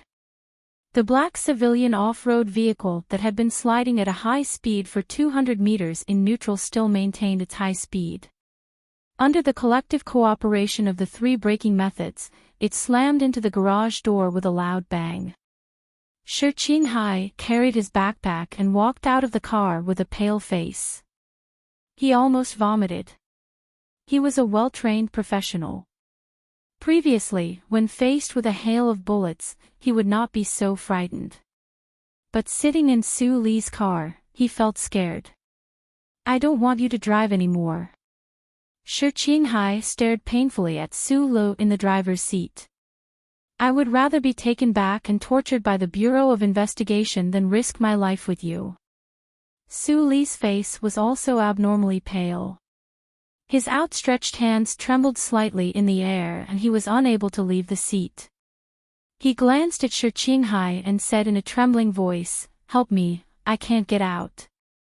Shi Qinghai thought that Su Li had finally been unable to withstand the fear and tension after experiencing the crazy racing and escape. He was so scared that he couldn't move. He opened the car door and unfastened the seatbelt that bound Su Li's body. He wanted to carry him out, but found that he could not move. He stared at Su Li's right foot, which was wrapped into a white cement pillar. In silence, his face began to become extremely colorful. Chapter 143. If the official from the Federation Investigation Bureau knew that the answer that puzzled him was actually just a small accident, he would definitely want to vomit blood and die. Su Li's right leg, which was sealed with medical plaster, played an absolutely important role in this escape. If it wasn't stuck between the seat and the gas pedal, turning into a steering wheel lock that was often seen in action movies, or some other hard object that was used to push the gas pedal. Since it was his first time driving a car, no matter how talented he was when it came to machinery, he wouldn't have been able to turn the civilian off-road vehicle into a crazy monster that cared about speed more than life. It would have been impossible for him to kill his way out of the encirclement of the FBI. Humans were naturally afraid of death. No one dared to step on the accelerator all the way and use the steering wheel and gear to cause trouble. The problem was that Su Li's right leg that stepped on the accelerator was no longer under his control. It was like a concrete pillar. A cunning rabbit had at least 3 nests for escape. Shi Qinghai, who had been a spy in the Federation Investigation Bureau for so long, was naturally no exception. At this time, the two of them were already far away from the civilian off-road vehicle that saved their lives and almost killed them. They disguised themselves as 2 ordinary Federation office workers and came to a small building on a street in Linhai. In a dark room, the Investigation Bureau changed the channel. Shi Qinghai carefully fiddled with a small receiver. Fortunately, they didn't have time to clean up the things I hid in the internet. Su Li was half lying on a bed. His face was unhealthily pale. After all, he was seriously injured in the Linhai gymnasium, and today he suffered both physical and mental torture. He felt like he couldn't bear it anymore, especially his stomach, which was very hungry. "If the government people didn't follow me here, then how did they know where you were?"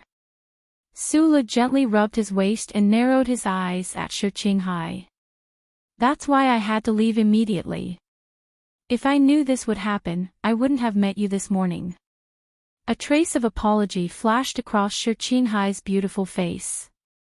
He smiled bitterly and said, "I thought that my colleagues in the Bureau of Proclamation wouldn't be able to find any trace of me. I didn't expect that those who wanted me dead would apply for the authority of the Bureau of Proclamation." "Are you sure that the Bureau of Proclamation is helping the hunters locate them?" Su Li's expression turned a little ugly. Ever since he had escaped from the Donglin region, the word he hated the most was the word charter. Just like what Uncle Feng Yu had lamented beside the mine pit back then, the law he hated the most in his life, other than the Wildlife Protection Act, was the first charter. Sulu had been hunted down by the Bureau of Proclamation before, so he felt that the current situation was a little strange. He looked at Shurqinghai and said, "According to the charter I checked online, the Bureau of Proclamation shouldn't care about the actions of the anti-government forces. They should just monitor them according to the regulations."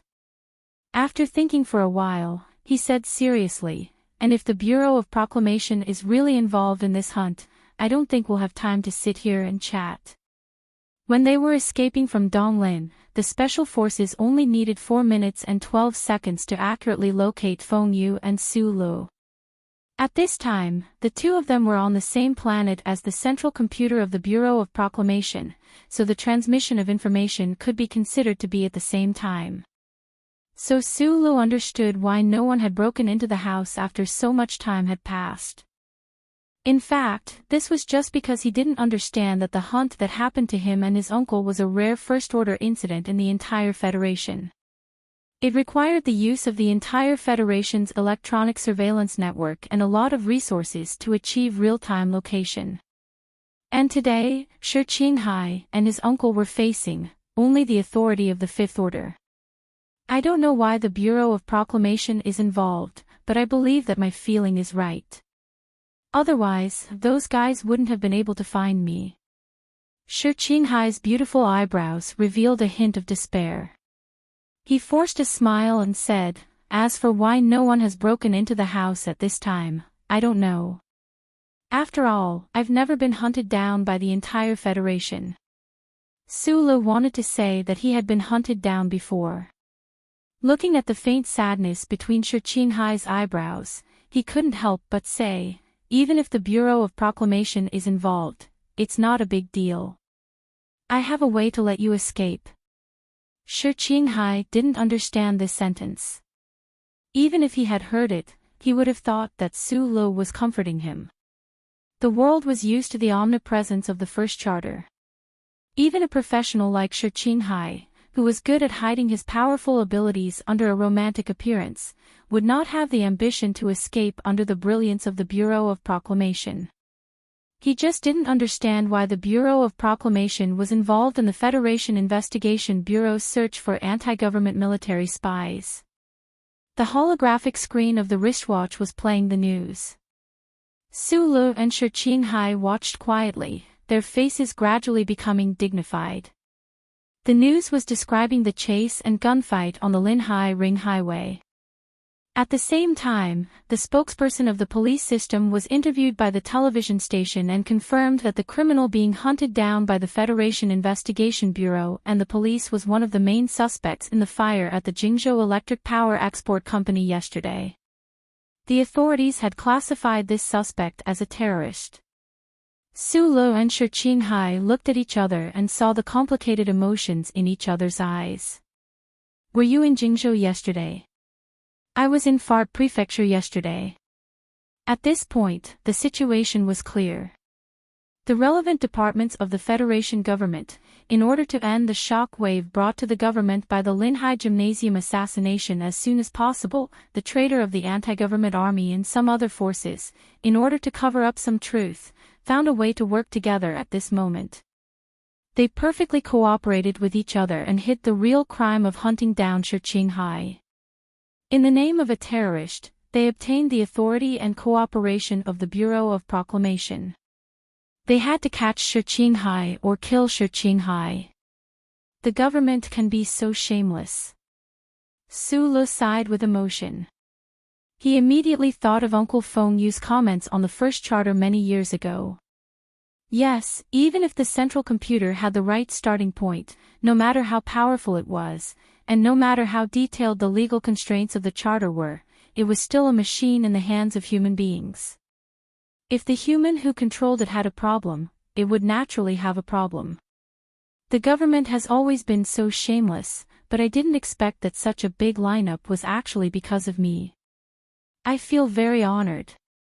Shurqinghai was carefully listening to the movements in the earpiece while assembling the gun. Suddenly, he frowned and said, "They changed the channel. I didn't notice that there was something wrong with the conversation in the past few minutes." Maybe they have already arrived. After saying this, Shi Qinghai pulled out an ultra-thin holographic screen from beside him as if he was performing a magic trick. Some dark red light spots appeared on the holographic screen. Su Guang looked at this scene in a daze. He thought to himself, as expected of an agent, he always has such a high-tech device around him. The ultra-thin holographic screen seemed to be some kind of detection device, but Su Lu had never seen it before. Looking at the units on the screen, it should cover a distance of 500 meters around the building. When Shi Qinghai chose this escape point, he should have installed a lot of surveillance equipment outside. They have already arrived, but there seems to be some other people. Shi Qinghai looked at the moving light spots on the holographic screen. He scratched his hair, making his meticulously oiled hair become messy as usual. He smiled and said, "I'm leaving, you go hide in the basement." "I'm leaving, not the other way around."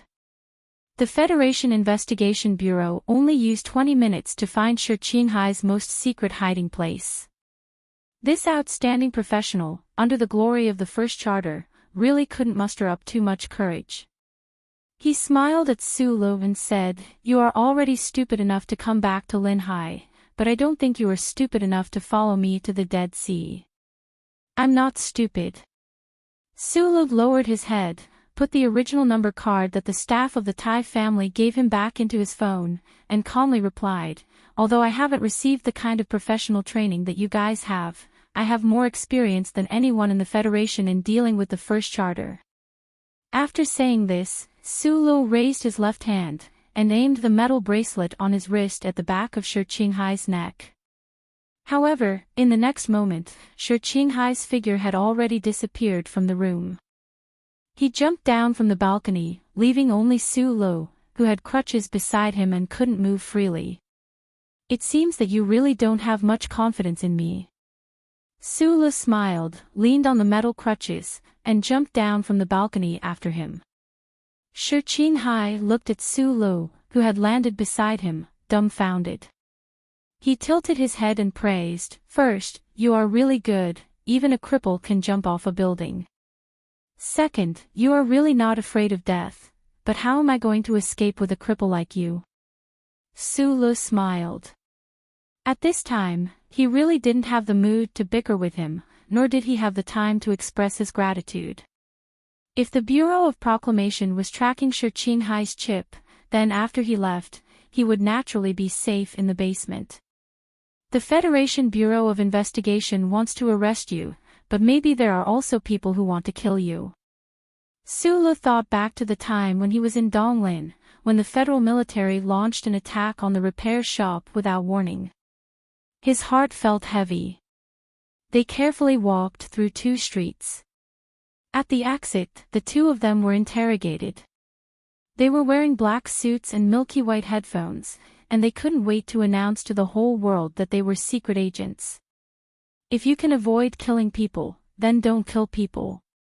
I don't want you to really become a terrorist." Su Lu pulled down his cap, covering most of his face, and put the metal crutches back into the cylinder. He clung onto Shi Qinghai's shoulder, pretending to be a drunk man, and walked toward the intersection where the secret agents were standing. "It's only 12:00. Isn't it a little too early to be drunk?" Shi Qinghai lowered his head slightly and whispered in his ear, "Besides, I have so many guns on my back, even a fool can see it." "That's your problem. Of all the things to learn, you just had to learn from the gorillas in the mountains. Don't forget, I was originally a member of the gorillas, but that cap of yours is quite unique. Where did you buy it?" "Jian Shui'er gave it to you." "Who?" "Jian Shui'er, you didn't hear wrong, but this is a very long story." He walked in front of the secret agents of the Federation Bureau of Investigation, who were squinting their eyes and vigilantly watching the pedestrians. Su Lu and Shi Qinghai's meaningless conversation came to an abrupt end, and the 2 of them tacitly separated at the same time. Su Li's retractable crutches suddenly popped out and hit one of the secret agents in the middle of his forehead. At the same time, He fell in that direction and hit the back of the secret agent's head with the tip of his elbow in a strange posture.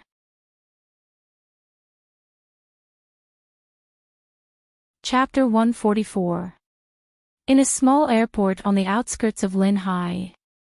3 helicopters painted in black were ready to take off. The strong wind blew the thin snow on the ground, making it flutter like catkins on the banks of the Rose River in early spring. However, the fully armed people next to the helicopters didn't have the time to be sad. Xue Nain, the director of the Black Eagle Security Company, stared coldly at the subordinates rushing from behind. He looked down at the time on his watch and said loudly, "The cell phone signal has been located. The target is trying to escape from Lin Hai through the 3 blockades set by the Federation Investigation Bureau. According to the analysis, the target can only break through 2 blockades at most. Our mission is to intercept the target before the 3rd blockade." Xue Nain had been retired from the military for 6 years, but he had been performing paramilitary tasks in the Black Eagle Security Company. His words were still as concise and powerful as a military officer. "Last time in the gymnasium, you lost all your face. This time, you must earn it back." Xue Nain stared into his subordinate's eyes and said fiercely. He added a sentence to himself in his heart, especially in front of the young master's friend. If it wasn't for that person last time, perhaps he would have already committed suicide by swallowing a gun. Change equipment. Following the order, Black Eagle, one of the most powerful security companies in the Federation, began to change equipment. A box was opened, and all kinds of spray equipment were moved over.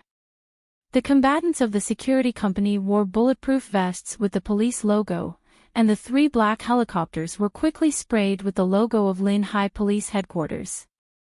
"Let's go," Xue Nain ordered, stepped on the scattered snow and boarded the helicopter. The dark underground parking lot brought a strong sense of uneasiness to Su Lu. He sat in the passenger seat of the small truck, looking at the continuous countdown on the screen in his hand, and said in a hoarse voice, 15 minutes until the next location. After escaping from the small building, the 2 of them had been intercepted several times by the Federation Investigation Bureau. Through the calculation of time and Shi Qinghai's understanding of the Investigation Bureau's execution power, Su Lu roughly figured out the time needed for each location. The small truck was hit by a sniper rifle earlier and almost capsized. The exploded metal pieces flew everywhere, and the situation was very dangerous. At this time, Shi Qinghai got out of the sedan beside the truck and nodded at Su Lu, indicating that it was done. "It's all right." Su Lu exhaled and wiped away the trace of blood on the corner of his eyebrows. He jumped out of the truck with the help of his metal crutches and got into the car with a new owner. He said with lingering fear, "It should only be a sequence 5. Otherwise, we would have died long ago." Shi Qinghai lit a cigarette. His handsome face was full of exhaustion. He had been on the run for less than an hour, but he was already mentally and physically exhausted.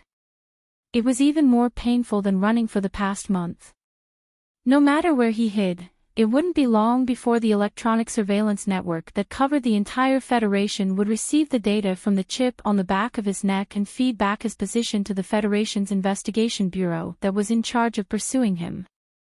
There was really no hope for this kind of escape. "You know a lot," Shi Qinghai looked at Su Lu and said very seriously, "You surprised me.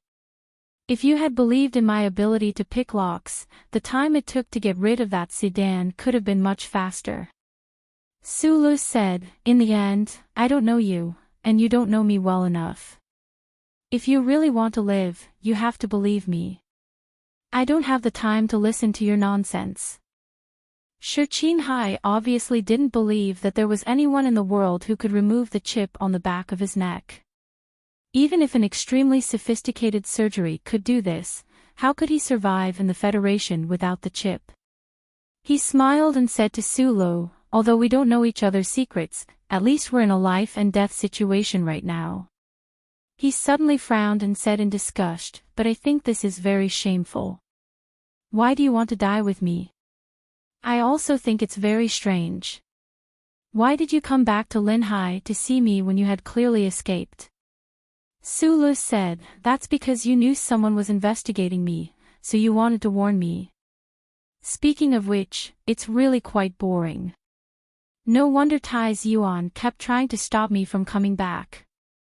Even if I didn't come back, I would have been caught by the Federation in the end, unless I had the ability to escape to the Great Triangle. Shi Qinghai took a deep drag on his cigarette. He had already thrown away the empty pack. He glanced at Sulu and handed the remaining half of the cigarette to him. But you're different. If you were still lying in the general hospital, these things wouldn't have a damn thing to do with you. Sulu took the half of the cigarette and took a deep drag. Then he found that the mouth of the cigarette was wet and couldn't help but feel a little disgusted. I have countless women and colleagues in my life, but the ones who really care about me are probably that teacher of mine and you. Shi Qinghai's smile was a little dim. Teacher is already dead. I was hoping that you could survive. After I died, at least there would be someone to clean my grave for me, and someone to arrange a bouquet of flowers for me on the anniversary of my death. I also have very few friends, so I can't lose any of them. Sulu used 2 fingers to clamp the already short cigarette butt and took a deep drag. He almost choked and coughed. As for why I came, you don't believe me, Tai Yuan doesn't believe me. I think Jian Shuier, who helped me escape, also doesn't believe that I can really help you. Sulu did have the ability to help Shi Qinghai escape from the Bureau of Proclamation. This was the biggest secret in his life, and it was hidden in the metal bracelet on his wrist. When his friend was in a desperate situation, Sulu certainly wouldn't be stingy with sharing this secret. It was just that he didn't have the opportunity to change Shi Qinghai's ID chip when they were in the small building. Later on, they were in a hurry to escape, so he really didn't have the time. Sulu had changed his ID chip before, so he knew that the intense pain, as if the electric current was passing through the body, was really unbearable. It was very likely that the person involved would fall into a coma. In fact, he had been unconscious for several hours that rainy night. If Shi Qinghai had fallen into a coma at this time, and his leg was lame, he really didn't have the confidence to escape from the government's arrest. So he changed the SIM card back to the original one and waited silently and nervously. You really know Jian Shuier? Shi Qinghai subconsciously glanced at the baseball cap on Su Li's head. Only then did he notice that this baseball cap was indeed a little too small and cute. He shrugged in disbelief. Or is this the coldest joke I'm going to tell before I die? We'll talk about that later. I just want to explain once, why I want to go back to Linhai, and why I want to help you. Sulu threw the cigarette butt out of the window. His nose twitched slightly, and he said with a calm face, from the assassination attempt on Tai Yuan in the gymnasium, to the death of your superior, to you being hunted down. Everything was caused by Zhang Xiaomeng. Whether she did it intentionally or not, it's still her responsibility. Zhang Xiaomeng is my woman. She made a mistake, so I want to help her solve it, said Sulu. Shi Qinghai tilted his head and looked at him. After a while, he said, I just realized today that you're like a civil rights hero who lived in the early days of the constitutional era, the embodiment of justice. The problem is that it's disgusting. You're just a male animal whose cerebral cortex has been affected by the concentration of alcohol. Hearing the profanity, Sulu smiled. He thought to himself that his cerebral cortex was indeed abnormal. He stared at the hologram on Shi Qinghai's wrist and began to count down. 30 seconds left. Shi Qinghai lightly stepped on the accelerator and stared intently at the exit of the underground parking lot. He pointed at a direction on the hologram and said, confirm whether this road is clear or not. Sulu looked at the map on the hologram and said, no problem. The stolen car found a road in the middle of several streets and alleys. It turned into a cloud of dust and broke through the roadblock set up by the police. Once again, it rushed into the streets of Linhai City. Countless police cars and black station wagons, which were very characteristic of the Federation Investigation Bureau, began to chase after the car. The sirens were long and loud. At this time, only the traffic monitoring system of the police headquarters in Linhai City was enough to ensure the success of the chase. They no longer needed the help of the Bureau of Proclamation's location. This is a slow suicide. Shi Qinghai suddenly turned the steering wheel and avoided a truck in front of him. He said loudly, "As a professional, I shouldn't listen to you and drive away. I can find a random house and point a gun at a beautiful woman as a hostage. I can hide for half a month." Su Lo replied, "You forgot the location of the Bureau of Proclamation." Shi Qinghai's face changed slightly. He cursed loudly, "Fuck the first charter." On the parallel streets, police cars with flashing lights had begun to appear. From time to time, fierce figures could be seen from the corners of the streets. Shi Qinghai took a deep breath and focused on the front. He said, "I'm ready to fight and then die. If you can't create any more miracles, you can get out of here. I'm also waiting for a miracle." Su Lu held the phone tightly. Sweat gradually seeped out. At this time, the phone rang. It showed a strange number. "I'm Su Lu. My surname is Xue. How can I help you?" Su Lu smiled. He turned his head and told Shi Qinghai the coordinates. The two quickly found the street indicated by the coordinates on the hologram map. Shi Qinghai drove the car and made a forced turn. He barely got rid of the two police cars that were closest to him and sped toward the street. This was a long straight street with no forks. At the end of the street, there was a faint buzzing sound. The air seemed to be vibrated by something. 3 black, matte helicopters appeared at the end of the road. At the edge of the helicopters' cabins, heavily armed policemen vigilantly scanned the street below. They aimed the black rotary barrels in their hands at the whole street. The miniature Darlin gun barrels could turn a car into a hornet's nest with just one sweep. The rotary barrels with a metallic luster were still so gloomy and cold under the noon sun. Police. Shi Qinghai's eyes suddenly became very calm. He stared at the horrible existence that suddenly appeared above the street. Under such powerful firepower, he was too lazy to make any evasive movements.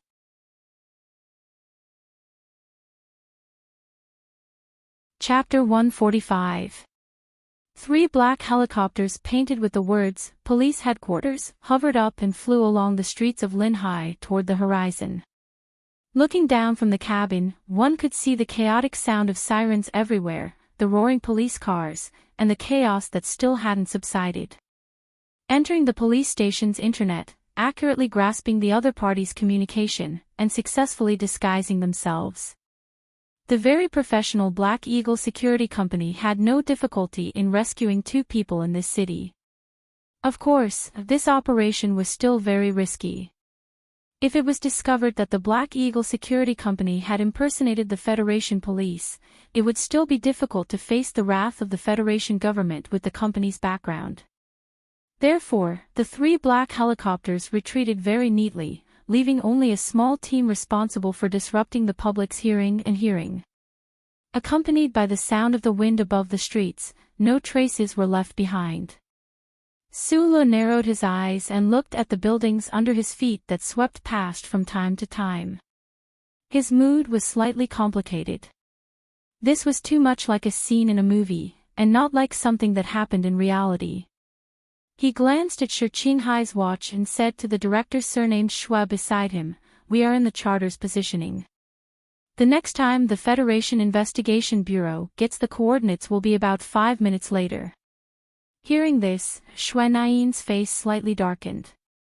He didn't expect that this mission would be so troublesome.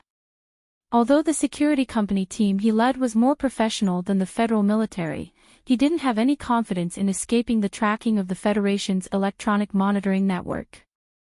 Although the target was located in a helicopter moving at high speed, the Bureau of Proclamation's computer positioning could completely ignore this level of movement.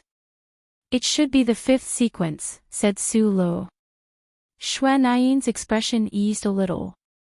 He immediately picked up the satellite communicator in his hand and reported the information to the director at the base, asking the higher-ups to find a solution. The fully armed people in the cabin vigilantly watched any movement under the helicopter. Professional staff were monitoring the cooperation between the Linhai Police Headquarters and the Federation Investigation Bureau. From time to time, they released identification signals to confuse the other party's monitoring system. These employees of the Black Hawk Security Company had their faces covered, and their bodies revealed a cold aura. The guns in their hands were also the most advanced weapons of the federal military. Shi Qinghai, who had been silent since he boarded the helicopter, coldly observed all the details in the cabin. Looking at the hands of the staff of Black Hawk Security Company, a faint self-deprecating smile flashed across his eyes. Just like what George Carlin had said, the 7 great families of the Federation would always be above the law in certain aspects because they had more resources, more wealth, and more information. Shi Qinghai's beautiful eyebrows furrowed as he thought to himself, the people in the Federation have always thought that the Black Hawk Security Company has the backing of the Ministry of National Defense. Who would have thought that this extremely powerful company is almost equivalent to the private army of the Tai family? The noise in the cabin was very loud. Shi Qinghai no longer stared at Xue Nain, who was nervously communicating with some people. Although he very keenly judged that this security director surnamed Xue must have been a powerful figure in the federal army back then, he didn't want to care about this right now. He turned around, grabbed Su Li's clothes, and approached his ear.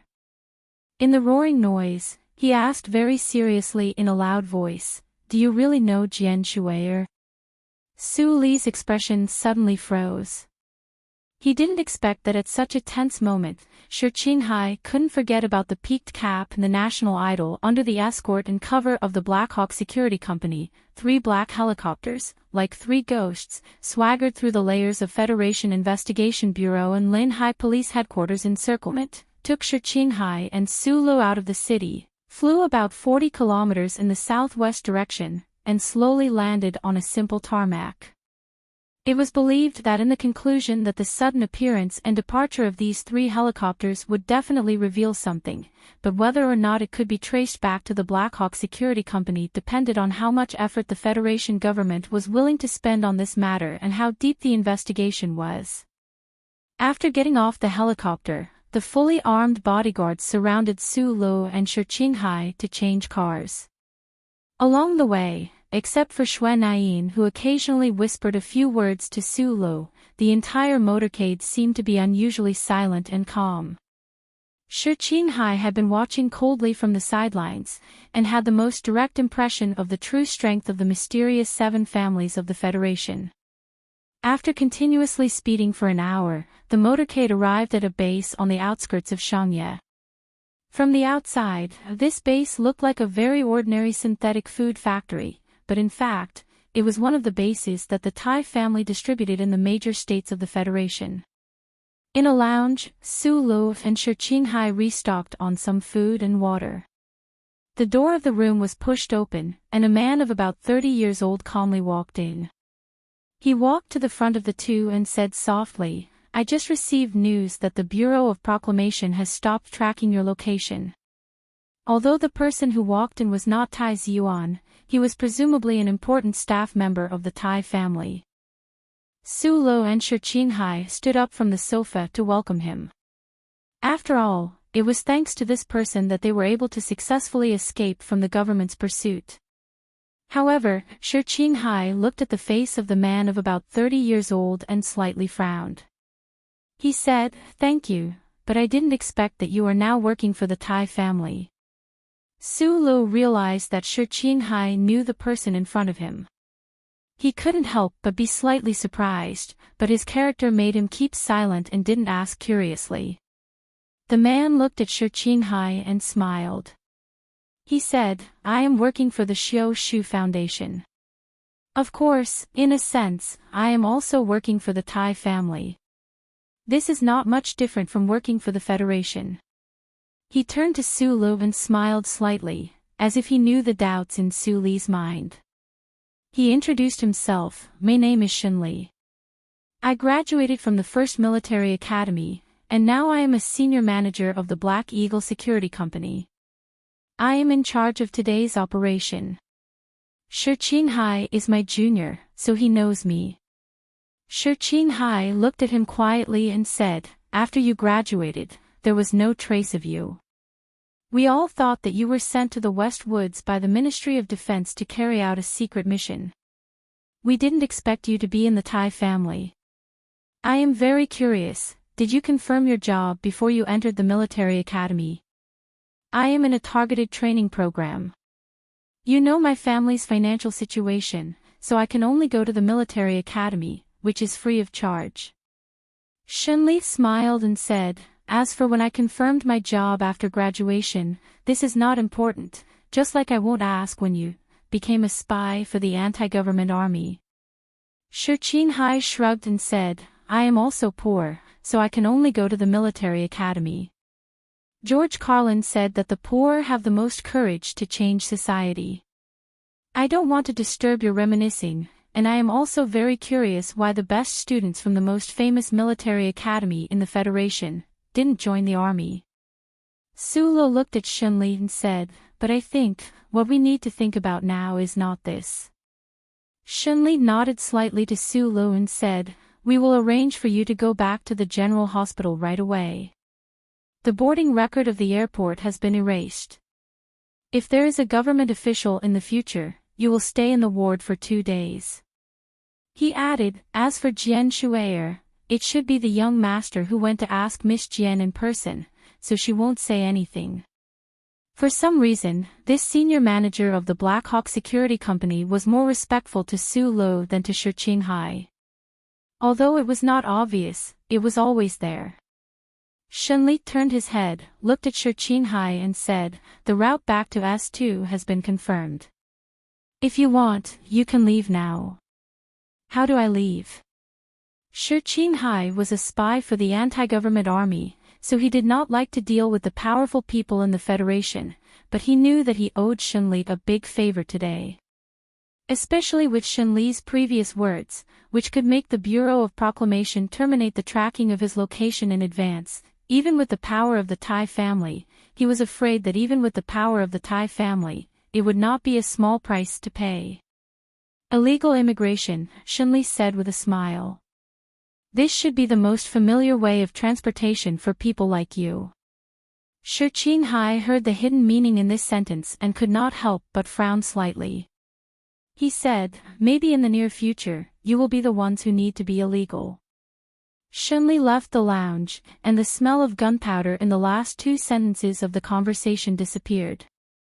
Su Lu looked at Shi Qinghai silently and said, since you know each other, why are you still so rude? We used to have a good relationship. Shi Qinghai said, but since we have embarked on a different path, it is natural that we cannot go back to how we used to be.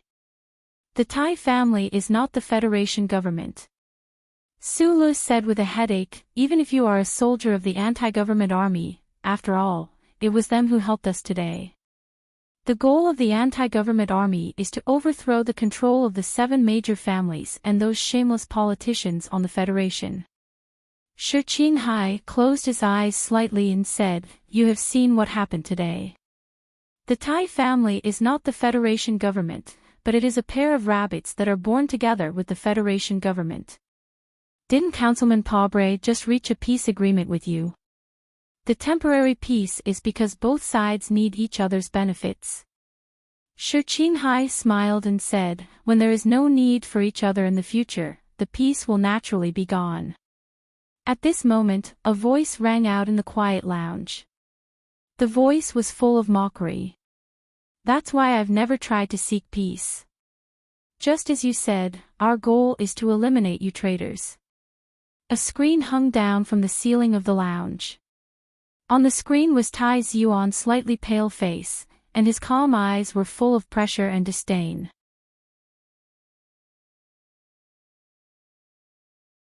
Chapter 146. The Federation had many historical sites, but there was no such thing as a pyramid. If this society also had a pyramid, then people like Tai Yuan would undoubtedly be one of those people who stood at the very top of the pyramid and looked at the scenery. His family background, the education he received since childhood, or more accurately speaking, the class he belonged to, which was also the position he sat on, it was destined that this young and proud successor of the Tai family would only snort in disdain and feel incomparable hatred towards George Carlin's set of theories. In Tai Yuan's eyes, the group of anti-government forces coiled around the S2 Green Dragon Mountain area did not hesitate to use violence to destroy the stable structure of the Federation for a set of illusory political theories, for the so-called dogs hate justice. Facing the threat of the Empire's powerful military, the existence of the anti-government forces not only forced the Federation government to expend a large amount of attention, it also wasted countless taxpayer dollars. More importantly, it created a gap in the Federation society. If the people's hearts were divided, how would they face the Empire's invasion? What was the difference between this type of behavior and those traitors who betrayed the interests of the Federation? If possible, Tai Yuan was willing to have the Federal Army sweep clean all of the armed forces in Green Dragon Mountain in the shortest amount of time possible. However, decades of history proved that without the help of the First Charter, the complex terrain of Green Dragon Mountain, as well as the chaotic electronic turbulence atmosphere that was extremely unsuitable for large-scale mechanical warfare, was enough to help those stubborn anti-government forces who lacked resources but refused to admit defeat resist the Federal Army's spring offensive. It could only be done slowly. Therefore, when the number 2 figure of the anti-government forces braved the enormous danger and met with Tai Yuan at the Double Moon Festival Ball, Tai Yuan did not impulsively hand the other person over to the government. Instead, he forcefully suppressed the hostility in his heart and very rationally facilitated Pabre's trip to Green Dragon Mountain. However, Tai Yuan's attitude towards the anti-government forces in Green Dragon Mountain had never changed, never softened.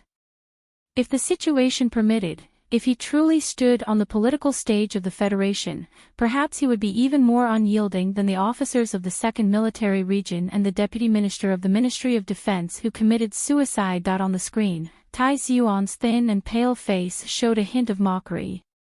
He said, "I saved you this time, not because I agree with your ideals, but because you are the middleman in this settlement agreement. You know too many details, and those details require you to go back to S2 to carry out. In addition, I don't like the fact that some people in the government treat the assassination in the gymnasium as a game. My dignity doesn't allow me to be kept in the dark. I don't want to see any scapegoats they find die. Of course, if Sulu hadn't returned to Linhai, maybe I wouldn't care about your life or death." There was not much to remember about this conversation, and it was soon over. But before it ended, 3 young men with completely different identities and positions did a math problem. For example, how many lives did Tai Yuan owe to Su Lo? How many lives did Shi Qinghai owe to Tai Yuan? How many lives did Shi Qinghai owe to Tai Yuan? And how many lives did he return to Su Lo? As a result, the most silent Su Lo became the biggest creditor. That night, Shi Qinghai left the base. He did not accept the arrangement of the Black Eagle Security Company to take the stowaway Nearstar spaceship to S2. Instead, he quietly disappeared into the darkness again. As long as the Bureau of Proclamation no longer tracked him down, it was believed that this excellent spy would be able to find his own organization again, and silently lurk in order to do something for the teacher who died tragically in front of him. The next day, Su Lo returned to the 1st Military General Hospital in the southwest region of Jingzhou. Tai Yuan still had some things to deal with in the capital special district. He said that he would see him in 10 days, and told Su Le to wait in the hospital. It seemed that another long talk was about to begin. The familiar courtyard, the familiar smell of medicine, and the snow-white ceiling, Su Le had been silent. He did not have much literary spirit to worry about whether the struggle between the several camps in the Federation would bring some kind of fatalistic tragedy to his friends. Literary spirit always made short sentences become long sentences, and he was not used to this. He was used to thinking very directly. Everyone had their own life. Whether it was Tai Yuan or Shi Qinghai's life, in his eyes, they were all too strange. It was not something that he could touch or want to touch. He had too many things to worry about, whether it was the disguised chip behind his neck, the gloomy and terrible black dream, or the fresh images that he could now skillfully reflect in his eyes. These were enough to make him restless. However, he still calmly rested and ate. Occasionally, he would think about his trip to Linhai and comfort himself. If he had not returned to Linhai, Tai Yuan would definitely not have used his family's power to help Shi Qinghai escape. It seemed that a small figure like him could still play some role in this big era, even if it was very marginal and insignificant. Most of the time, he missed Zhang Xiaomeng. He thought about Zhang Xiaomeng, the girl who he met like a green duckweed in a stream and disappeared like a dewdrop in autumn. Where was she now? What was she doing? Was the assassination on New Year's Day really organized by such a delicate and fairy-like girl? Was her pair of red devil horns still in her luggage? Shi Qinghai said that his thoughts had been controlled by the intensity of his lust, but Su Le did not admit this. He only thought of Zhang Xiaomeng out of habit because in this world, there was only one girl of the opposite sex that he could think of. Moreover, this was the girl with whom he had once shared happy days and deep conversations. Su Le did not even want to think about the role that Zhang Xiaomeng might have played in this whole incident. He was just a little worried that under the pressure of the Federation government's investigation, the power behind her would abandon her like how it had treated Shi Qinghai. He had sincerely asked Tai Yuan to help investigate her, but he still found nothing. Just as he was about to become sick from his longing and worry, Su Le received a phone call. The girl's voice on the other end of the phone was incomparably light and incomparably sad, like the dark clouds floating in the late winter sky of Linhai. It was a little high up, but also a little heavy. It was like she was on the other side of the mountain, hearing voices but not seeing people. It was me who told them that you might have gone to the concert with Tai Yuan. Su Le held the phone in silence. After a long time, he said, "You didn't know that they wanted to kill Tai Yuan." "I didn't know. I thought that I was doing the right thing, but now I realize how childish I was." The girl's voice was incomparably lonely and self-deprecating. "Where are you now? Are you in danger?" "I'm very safe, but it seems that some people are investigating me, so I am preparing to leave." Hearing this, Su Le was silent for a long time. He knew that it was definitely the Tai family investigating Zhang Xiaomeng. With Tai Yuan's personality, if it was really Senator Macklin who told the hawks in the Department of Defense about the concert, he would definitely not let go of Zhang Xiaomeng, because only through Zhang Xiaomeng could he get evidence to nail Senator Macklin down. "You still want to go back to that senator?" "No, I just want to do something more practical." "You know yourself that you are a very childish person, so why do you still want to go?" "There has to be some improvement. I am a normal person. I can't understand how people like you think, and I don't know what is worth sacrificing human emotions, even if it is a very noble idea. I don't think it is worth sacrificing, those things that shouldn't be sacrificed. I'm not only referring to what happened between you and me, but also a lot of things, like life, like justice. Maybe you will ask me what justice is, but in my opinion, justice is doing the right thing." "What is the right thing to do?" "Something that can make one feel at ease, not bullying the weak, not harming innocent people. It should be like this, right?" The usually silent Su Lu held the phone tightly and said a lot of words. In the end, he said word by word, "I've said before, no matter how great a goal is, if the process to achieve it is dirty and ugly, then it will be dirty and ugly. I will remember what you said, and I will do the same in the future," Zhang Xiaoming answered seriously on the other end of the phone. In Su Li's small eyes, there was a flash of uncontrollable sadness. He said slowly, "I have an uncle who once asked me why men and women always like to buy 2 pairs of rings when they get married.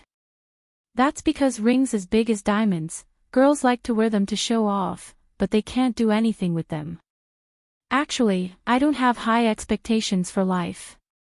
Before this happened, my biggest dream was to buy you a big ring and let you wear it everywhere to show off. Also, I'm very good at cooking, I'm very good at doing housework, you can always wear it and don't need to change. Now it looks like I don't have to spend money to buy a ring." Su Lu lay on the bed and said softly into the phone, "Take care of yourself, don't be as naive as before. Woman, goodbye." There was a long silence on the other end of the phone, and then Zhang Xiaoming's voice came, "Goodbye, man." In a corner of the waiting room at Jingzhou's Xinza spaceport. "That man of yours can be called Saint Su Lu." An uncle with a wretched face, but his face was full of love. He looked at the silent girl beside him and comforted her, "You are the future of this business.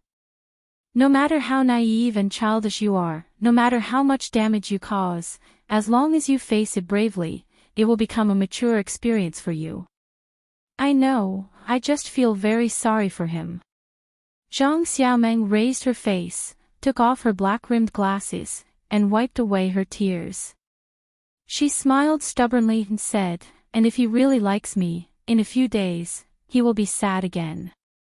The Tai family can't find any evidence, and I can't find any evidence either.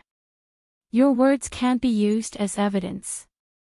The uncle smiled and said, "In the Federation's territory, I can't do anything to that senator for now. I believe that your passenger number has fallen into his hands." 6 days later, the Federation's news channel broadcasted a piece of news. A spaceship flying from Xinza spaceport to Region S2 failed to operate due to the aging circuit and crashed to the ground. All the passengers in the spaceship were killed.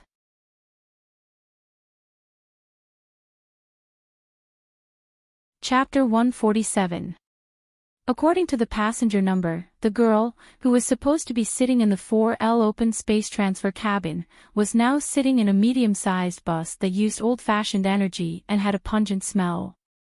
She was on her way to the military area of Green Dragon Mountain.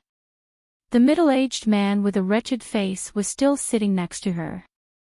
Zhang Xiaoming looked at the primitive scenery outside the window and was silent for a long time.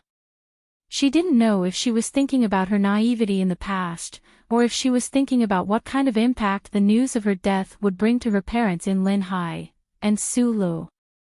The old-fashioned bus kept moving up and down on the mountain road. The middle-aged man's face was covered with a straw hat, but he seemed to enjoy the rhythm. He was very familiar with the roads that surrounded the 4 states. Even if he closed his eyes, he knew where the bus was going. Maybe he was a little thirsty. The middle-aged man took off his straw hat and drank a mouthful of water from the water bottle that he always carried with him. Only then did he notice the stunned expression of the girl next to him. The slightly messy bangs on her forehead were mixed with the dust and sweat of the mountain area. She looked a little messy. There was a faint sadness on the girl's rosy face. He quietly looked at the young face and smiled slightly. He had been dealing with people his whole life. That was why he dared to enter the Double Moon Festival Ball alone last year and negotiate with the representatives of the Federation's powerful class face to face. He was very good at reading people, so he was very satisfied with Zhang Xiaoming's current performance. A young person who was loyal to her beliefs and had suffered a huge setback would mature quickly and become an indispensable new force in a great cause in the future. The future of the Revolutionary Army would depend on these young people. The wretched middle-aged man sighed softly in his heart.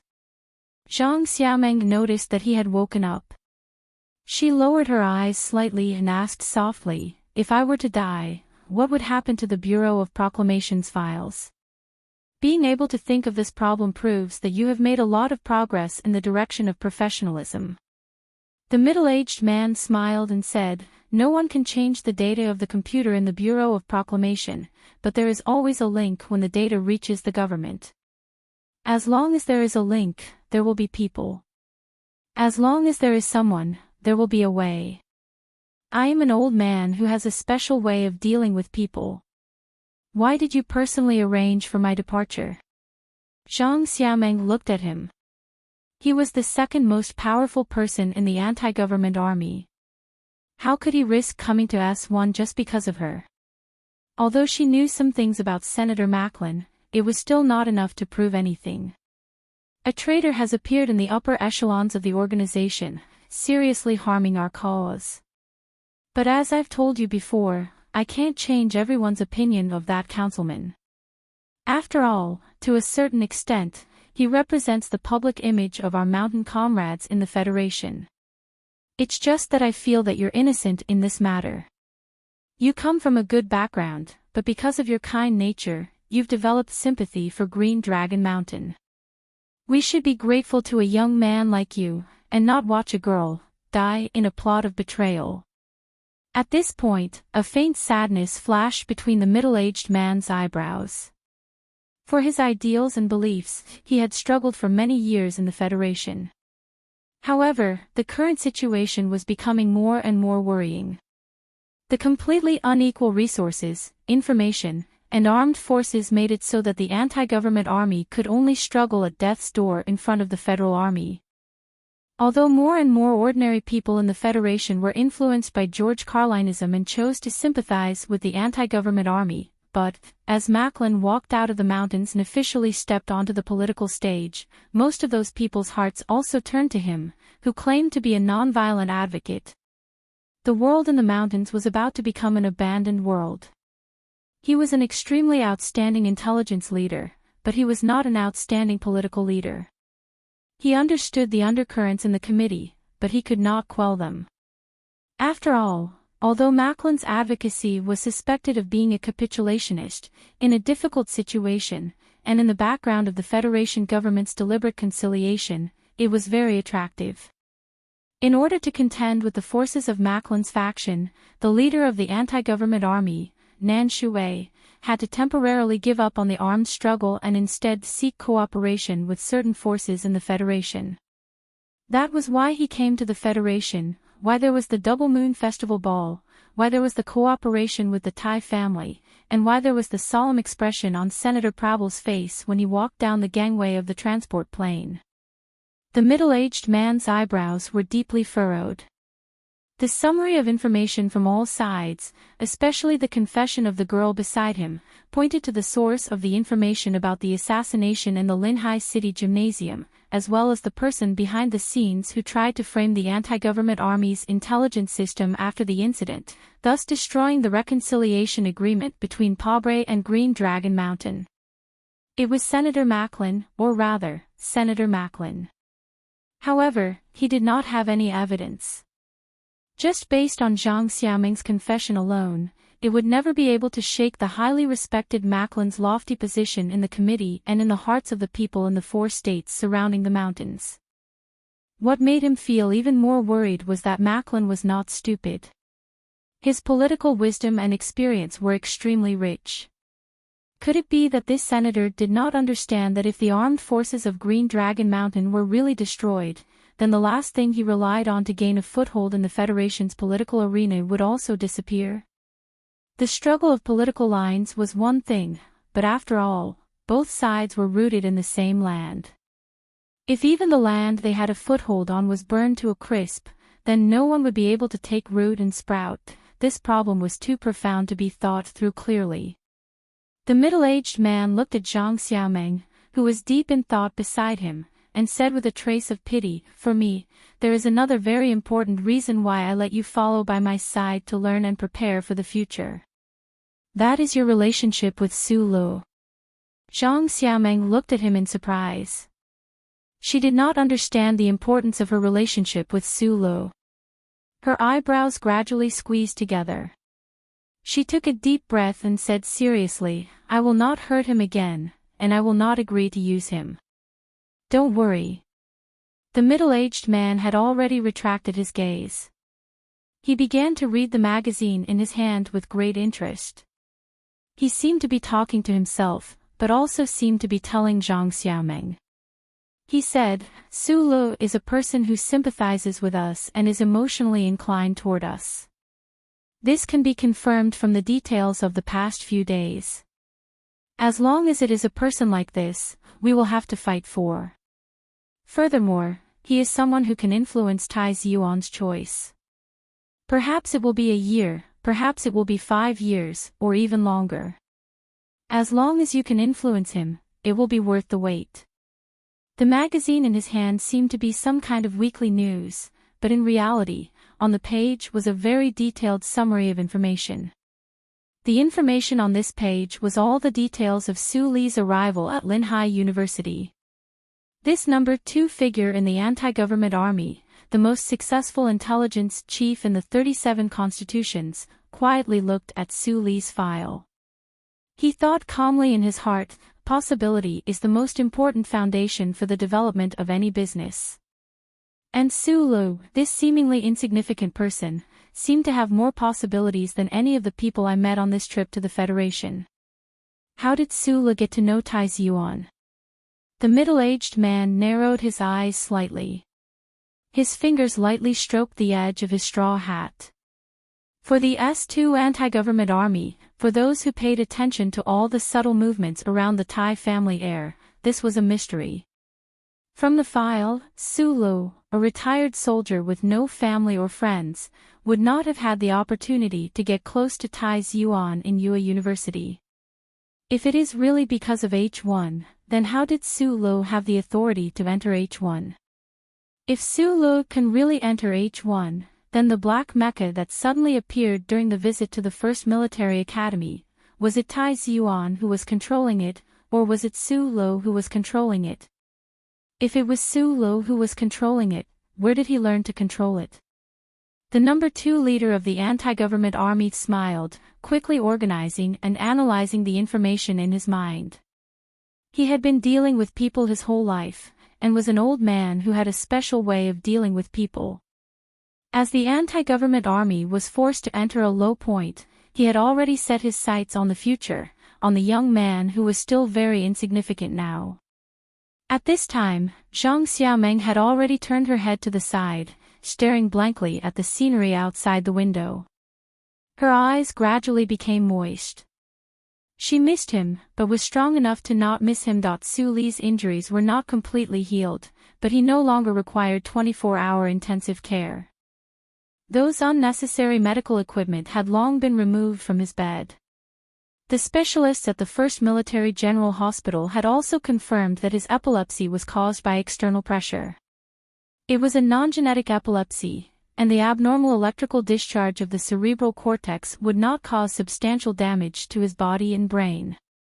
Therefore, he moved out of the ward and moved to the quieter sanatorium at the back of the General Hospital. The living facilities here were more complete. Steam rose from the hot springs between the green trees. If it was not summer in the southern hemisphere, perhaps he would have really thought of going down for a soak. The television in the room was no longer controlled by the medical department, so all channels were open. However, Su Lu still habitually watched the news channel and Channel 23. He was not a person who cared about the affairs of the Federation, but after escaping from the Donglin district, these bizarre encounters made him unable to not be concerned. That night, he saw the news about the accident of the spaceship flying from the Shinza Aviation Airport to S2. To be precise, it was the accident of the air-ground transfer cabin. Su Li's eyes narrowed slightly. His fingers tightened slightly as he stared at the clear holographic screen, watching the names and photos of the passengers gradually flashing on the screen. Zhang Xiaomeng, girl. Su Lu only heard these 4 words and saw the photo of a girl with a serious expression on the screen. Then, there was a buzzing sound in his brain, and he could no longer hear anything. The slightly sorrowful voice of the news anchor was automatically muted, and the photo on the screen gradually began to blur. Without the black-rimmed glasses, her bangs gently rippled in the breeze, and her eyes were smiling. She was as cute and charming as an elf. This was Zhang Xiaomeng, the real Zhang Xiaomeng. The one on the news and in the photo was all fake. Su Lu rubbed his eyes, turned off the television, and lay down on the bed. He covered himself with the quilt, curled up, and began to sleep. Although he couldn't sleep, he still began to sleep. His eyes were wide open, and his body was trembling slightly. He suddenly realized that the summer in the southern hemisphere of planet S1 was so cold. Unable to sleep in the middle of the night, his mood was like a sad song. He sat up silently, turned on the television again, and connected to the Federation's network. He entered the official website of the General Administration of Aviation and began to search. He kept refreshing the page, and after countless confirmations and verifications, he moved his fingers numbly. He lay on the bed, limp and powerless, and began to stare at the snow-white ceiling in a daze. At this time, he wished that everything he saw was just like those structural blueprints. They were all images in his mind and not real. But after staring at the snow-white ceiling for a long time, no images appeared in front of him. It turned out that, sleeping couldn't make the sad news he had heard before become fake. The next day, Sulu woke up on time according to his biological clock. He brushed his teeth, washed his face, and ate breakfast. Then, he walked into the quiet garden in the morning light and sat on the slightly cold stone chair. His butt didn't touch the ground. He squatted in a strange position, using the horse stance that the uncle had taught him. At the same time, he carefully and attentively savored it, memorizing the tremor in his body, the existence of the sourness and the trajectory of its movement. The slightly warm tremor represented a mysterious force that had broken through the area that it had operated in the Donglin district back then. It gradually took over his entire body, causing every pair of muscle fibers to begin to rub against each other and squeeze against each other. It was incomparably painful and pleasurable. However, that bitterness lingered in his heart, lingering on his lips for a long time, making him want to vomit. His face was a little pale, and his eye sockets were a little deep, which outlined the outline of his small eyes a little deep. In the surrounding woods, several bodyguards of the Black Hawk Security Company were looking at the surrounding environment in boredom. Now that the situation had calmed down, their mission was not as important as it was a few days ago. They just didn't understand that Su Li's walk today seemed to be longer than it had been a few days ago. Su Lu stayed in this quiet garden until noon. Then, he said something to the staff of the Tai family. Under the secret protection of several bodyguards, he walked out of the sanatorium and came to a steakhouse in the living area of the 1st Military Region. He began to eat Chinese food. Before eating, he handed a bill to the waiter and quietly asked for a favor. The knife and fork gently cut the delicate surface of the synthetic steak. Su Lu lowered his head and slowly chewed the very uniform meat fibers. He didn't raise his head at all. Because he didn't dare to raise his head. He knew that once he did, he would see that the seat opposite him was empty. He and Zhang Xiaomeng had eaten together many times in the cafeteria. He was deeply grateful to the girl. She never left under the strange stares of the surrounding people just because he was an auditing student and looked like a poor concierge. His first official date with Zhang Xiaomeng was eating steak in a restaurant in Linhai. He was deeply grateful to the girl. She gave him the first love in his life. She gave him the first kiss, the first intimacy, and the first love. Even if it was charity, it was the most beautiful charity in the world. The waiter walked to his side. Hiding his puzzled expression, he handed over a bag of biscuits. After Su Lu thanked him, he tore open the bag of biscuits, took out the puppy biscuits inside, and began to stare at them in a daze. I will never betray the organization because I agree with their ideals and respect them. But I was really tired, so I looked for many opportunities to become an unimportant person.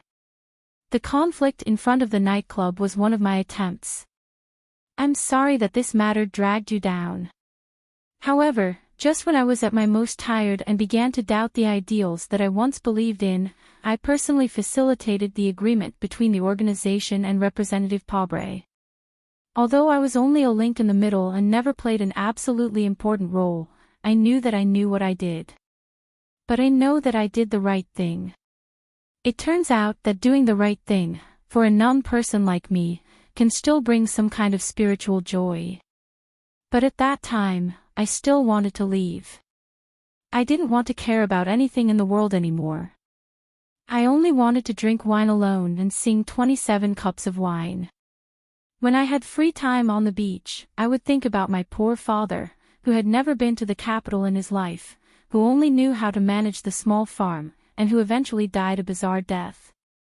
However, right at this time, my guide died in front of me. He jumped down from a very tall building, as if he jumped into the clouds, but fell to the ground. My teacher was actually very similar to my second father in many ways.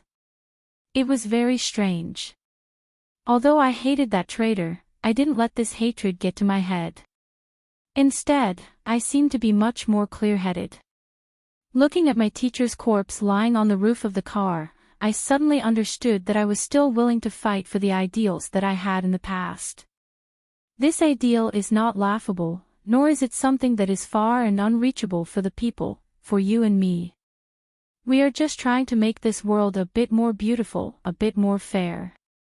At the very least, there won't be people like the Thai family, the 7 great families, politicians, these kinds of existences that are above the law.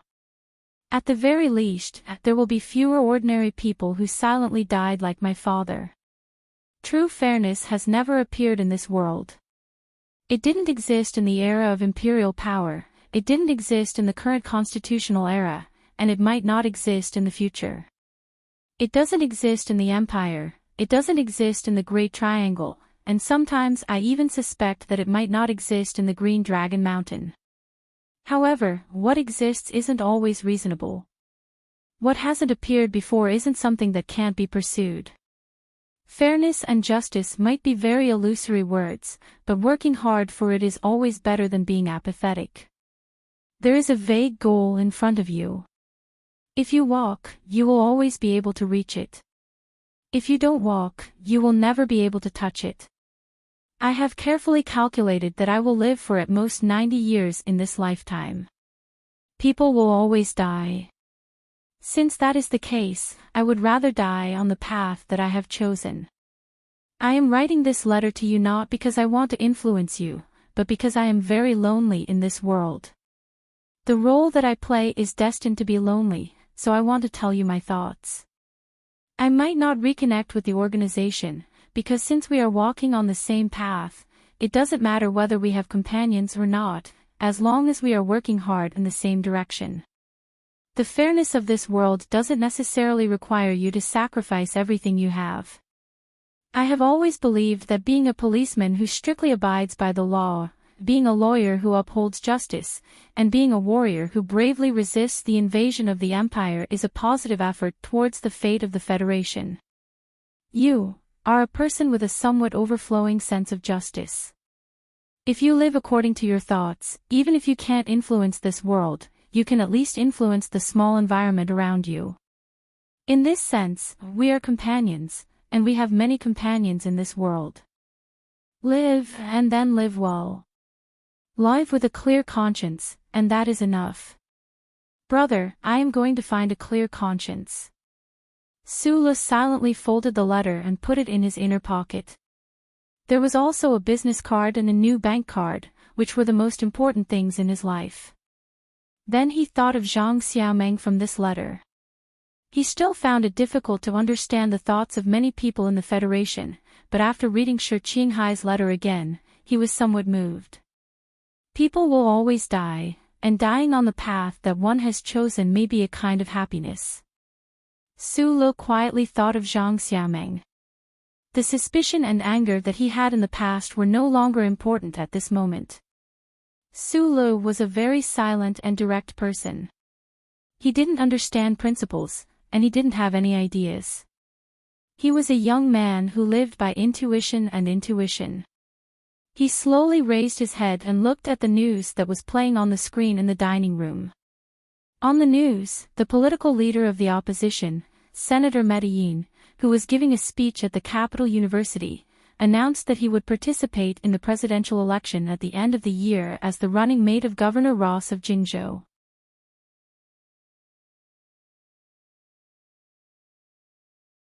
Chapter 148. A few days later, Tai Yuan arrived at the southwest part of Jingzhou. The boundless, jade-green sea stretched out from the silver beach into the distance, all the way to the horizon. The sea water on the beach was like a lover's hand gently caressing the white sand. Looking at this beautiful scene, people might feel that the sea was vast and the sky was clear. There were 2 white recliners under the umbrellas. In the woods behind the beach, there were many bodyguards from the Black Eagle Security Company. They were vigilantly watching their surroundings. Butler Jean, who was already old, stood calmly under the eaves of the beach terrace. He was avoiding the strong sunlight at dusk and the conversation between the young people on the 2 white recliners. I didn't think about your current mental state before I came here. I thought that the girl's unfortunate death would make you depressed for many days. Tai Yuan, who was wearing a white linen shirt, calmly looked at Su Lu beside him. He found that although Su Li's eyes were slightly sunken and his face was not as rosy as before, at least he was still mentally strong. Zhang Xiaoming's death was not normal. The spaceship lost control of the spaceship and fell to the ground, turning into a firework. After the incident, there was no evidence of tampering. The government's investigation could only conclude that it was an accident. However, Zhang Xiaoming's name was on the list of deceased passengers. People like Tai Yuan naturally understood the reason behind this incident immediately. The various departments of the government investigated the assassination at the Linhai State Gymnasium in different directions. Most of the officials focused on the Deputy Minister of National Defense, Yang Jinsong, who had committed suicide.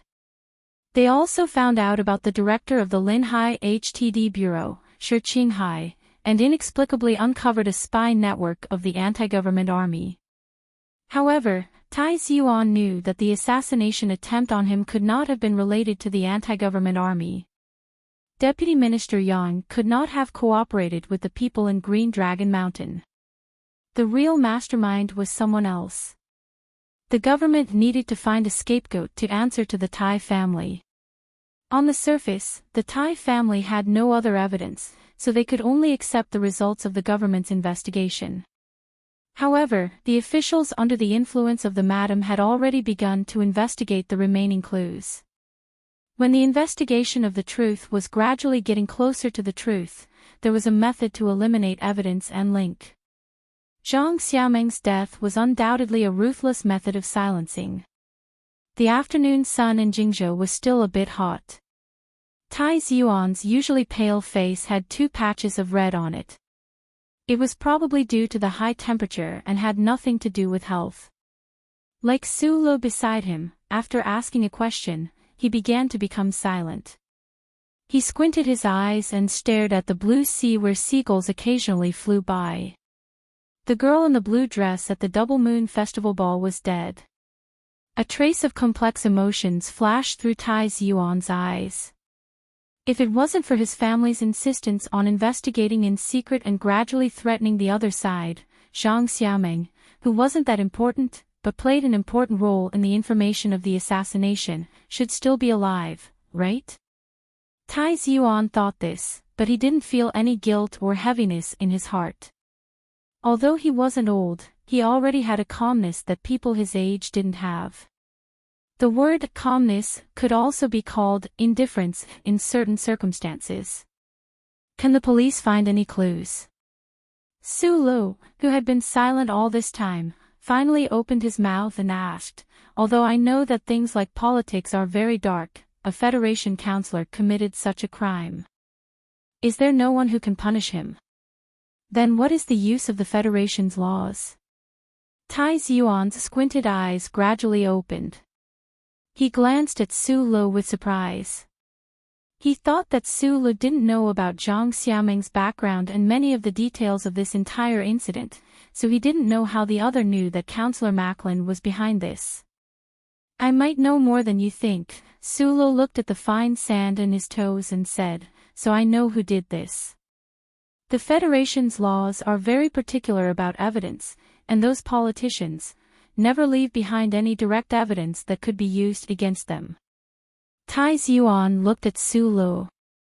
After a long silence, he said in a serious tone, the investigation of the militants directly led to the suicide of 7 officers of the 2nd Military Region. Even if the Federation can find some clues about this accident, I believe that it definitely won't be enough to send the culprit to court.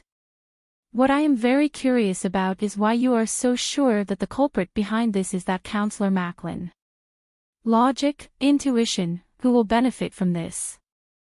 Su Lo narrowed his eyes under the sunlight, his toes lightly squeezing the sand. He lowered his head and said, he is already running for vice president. How can someone like this become the leader of the Federation? Without evidence, it is very difficult to do anything. Tai Yuan said calmly, if I have someone release this news, not many people in the Federation will believe it. His image has always been very good, and perhaps this will give him a chance to build momentum, portraying himself as an innocent politician who was framed by the 7 families. Counselor Macklin will definitely be very happy. I am wondering if you will also become this kind of politician in the future. At this time, Su Lo raised his head and looked seriously at Tai Yuan. This pair of eyes was very calm, very honest, and very thorough. Tai Yuan's expression became serious. After a while, he said very seriously, necessary means and compromises are all necessary, but I have my bottom line. I also have my bottom line. It is just that I am a small figure, and you are a big figure. When a small figure's bottom line is broken, he can only be angry, but there is nothing he can do. Su Lo lowered his head and said, I know that you still remember that you still owe me a life. If possible, I hope that you will do your best to prevent that counselor from being successfully elected. This way, we will be even. Tai Yuan looked quietly at Su Lo, the only friend in his life, the young man who had unhesitatingly stood in front of him at a time of danger and saved his life. After a moment of silence, he said, our family's business partner is Counselor Pabre. I believe that Shi Qinghai has already told you. Since that is the case, whether you ask for my help or not, I will do my best to prevent him from succeeding. Su Lo raised his head, looked at him, and said, thank you. What do you plan to do from now on? Tai Yuan suddenly asked, continue to study at Yue University. No, although I haven't decided yet, I don't want to go back to Yue University. Su Lo put his feet into the slightly hot white sand. After a moment of silence, he said, I met you in university, I met Shi Qinghai, and I met Zhang Xiaoming. But now that you are leaving, Shi Qinghai has already left, and Xiaoming has left completely.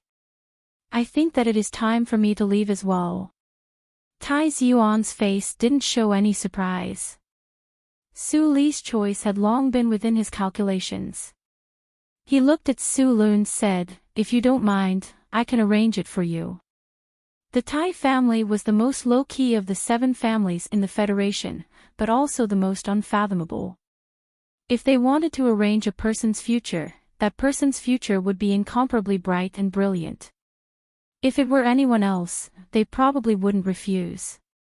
However, Su Lo didn't even think about it. He directly smiled and said, thank you, but no need.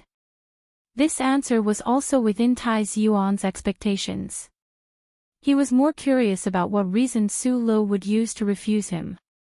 I saw a supervisor of the Black Hawk security company in that base.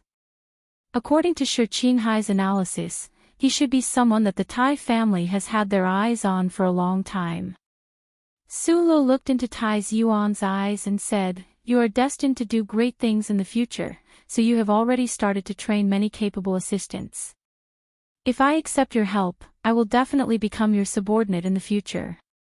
Tai Yuan slightly frowned and looked at him. He said, "A person living in this world must have his own goals and find the meaning of his existence. And to achieve those goals, you must obtain more resources and be able to enter a certain class faster. For you, there is no doubt that this is a better choice. The problem is, I don't know where my life goals are." Sulo laughed self-deprecatingly and said, "And what I don't like most about you is that from time to time, you show an attitude that can decide other people's lives." Tai Yuan touched his nose. His expression was not good, not only because of Su Li's words, but also because he found that Su Li's attitude of rejecting him was very firm. "Don't refute me. That is a kind of pride that comes from the bones." Sulo lay on the beach chair, narrowed his eyes and looked at the waves. He said, "I am a very quiet person, but in fact, I am a very proud person. I can talk to you like this now because I am your friend. If I was destined to be your subordinate in the future, it would be impossible for us to talk like this. If I followed in your footsteps, perhaps I could quickly become a top person in this society, but you should know that my life since I was young was not very happy. I don't have a good impression of the class you are talking about, or even the Federation. Don't say these words in front of me." After a long silence, Tai Yuan said, "I have to remind you, don't be influenced by Shi Qinghai and Zhang Xiaoming's deaths and become a fanatic." "I only become talkative in front of you guys," Sulo said. "As for the anti-government forces, I think you are mistaken about something. I am just a very ordinary young man, but I am very lucky, or very unlucky, to meet you. Sometimes I also think, whether meeting you is good luck or bad luck." Tai Yuan said with a smile, "If it wasn't for you, the officers of the 2nd Military Region wouldn't have known that I would appear in the stadium. But if it wasn't for you, perhaps I would have died several times." Tai Yuan raised his hand and stopped Sulo from speaking. He said, "But you are not an ordinary person, you just don't want to admit it, or you don't have this self-awareness." Sulo narrowed his eyes and looked at the setting sun. After hearing this sentence, his heart suddenly trembled a little. He knew that Tai Yuan could not know the secret of his body, but he still thought of the structure diagram in his mind, the fake chip behind his neck, and his back was a little stiff. The director of Black Hawk Security Company, Xue Nain.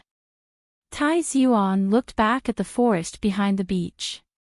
Under the light of dusk, the forest was gorgeous as if it was burning. "He can't forget about you." Although there is no video of the battle in the underground parking lot, this former military special forces soldier insists that your past must be very complicated. And that national idol, if you are really a very ordinary person, how could she have gone to see you twice? Tai Yuan said with a smile, even earlier. "Think about how we met. At this time, you must have guessed that the access to the H1 area is very high, but you were able to enter. There is one thing I haven't asked you." Tai Yuan looked at Sulo, who had a serious expression. After being rejected, his mood improved slightly. He asked very carefully, "How did you meet Professor Jean?" "Professor Jean?" Sulo was confused. However, Tai Yuan thought that he was playing dumb. He forced a smile and did not pursue the matter. Instead, he said, "Everyone has their own secrets. Since you are not willing to tell me, I won't ask anymore. Besides, I will help you keep this secret. I really don't know any Professor Jean. This kid is still pretending." Tai Yuan was somewhat gloomy and looked at him unhappily. Not long ago, the First Academy's laboratory had sent back a second report. In that report, it was pointed out that if the experimental data were not wrong, then the reaction speed of the person operating the mecha was much faster than the average person. Meanwhile, the First Academy's A student, Shou Yu, who had once sparred with Su Lo in the mecha combat room, was the focus of the Tai family. During the other's first contact with the Tai family subsidiary companies, he had also been asked this question. Shou Yu had given the pilot who had operated the black prototype mecha very high praise. This outstanding student of the First Military Academy's mecha department had pointed out without hesitation that the pilot who had walked away with a belly full probably had not been in contact with mecha operation training for long, but his potential was unbelievably huge. He could even be called a true genius. Having eaten Su Li's countless midnight snacks in the H1 area, Tai Yuan naturally knew better than anyone else when Su Lo had first started to interact with mecha. He also knew how astonishing the other's rate of improvement was, so he did not doubt this information at all. If he was just a genius mecha operator, perhaps Tai Yuan would not have paid so much attention to Su Lo. His relationship with Su Lo was not bad, but that was only a personal relationship. Once it involved official business, this successor of the Tai family would return to absolute calm. He just felt that this person Su Lo still had many abilities, many secrets that had yet to be unearthed. Professor Jean had been missing for so many years, and yet he had thrown such a person back to Yue University. No one would believe that this person did not have any abilities. I don't want to force you. Tai Yuan looked at Su Lo and said, if I tell mother that you are Professor Jin's student, I think that no matter how much you hate the so-called class I belong to, you will not be able to leave, because she will definitely fly over immediately. Su Lo was stunned. He did not understand why this matter would involve Tai Yuan's mother, the madam who truly controlled the Tai family, and why she would value that Professor Jean so much, but he really did not know who Professor Jean was, so he could only smile silently. He knew that Tai Yuan would definitely not speak carelessly, so this Professor Jean must really exist, and was somehow related to him. His mind began to work quickly, thinking endlessly. In Tai Yuan's eyes, this silence was seen as Su Li's tacit agreement and concession. He shook his head and sighed, this world has always been unfair. Why must you be so stubborn? At this moment, Su Lo was still thinking about Professor Jean, the H1 area, and the access rights to the chip. The past scenes in his mind gradually linked together, allowing him to think of a certain possibility. His expression could not help but become serious. After being startled by Tai Yuan's words, he was silent for a moment, and then said, you still don't believe me. I just don't want to be your subordinate, because my friends are very few now. What should I do next? I will enter a relatively large motor company, and I hope to get into the research and development department, so that I can work in a job that I like.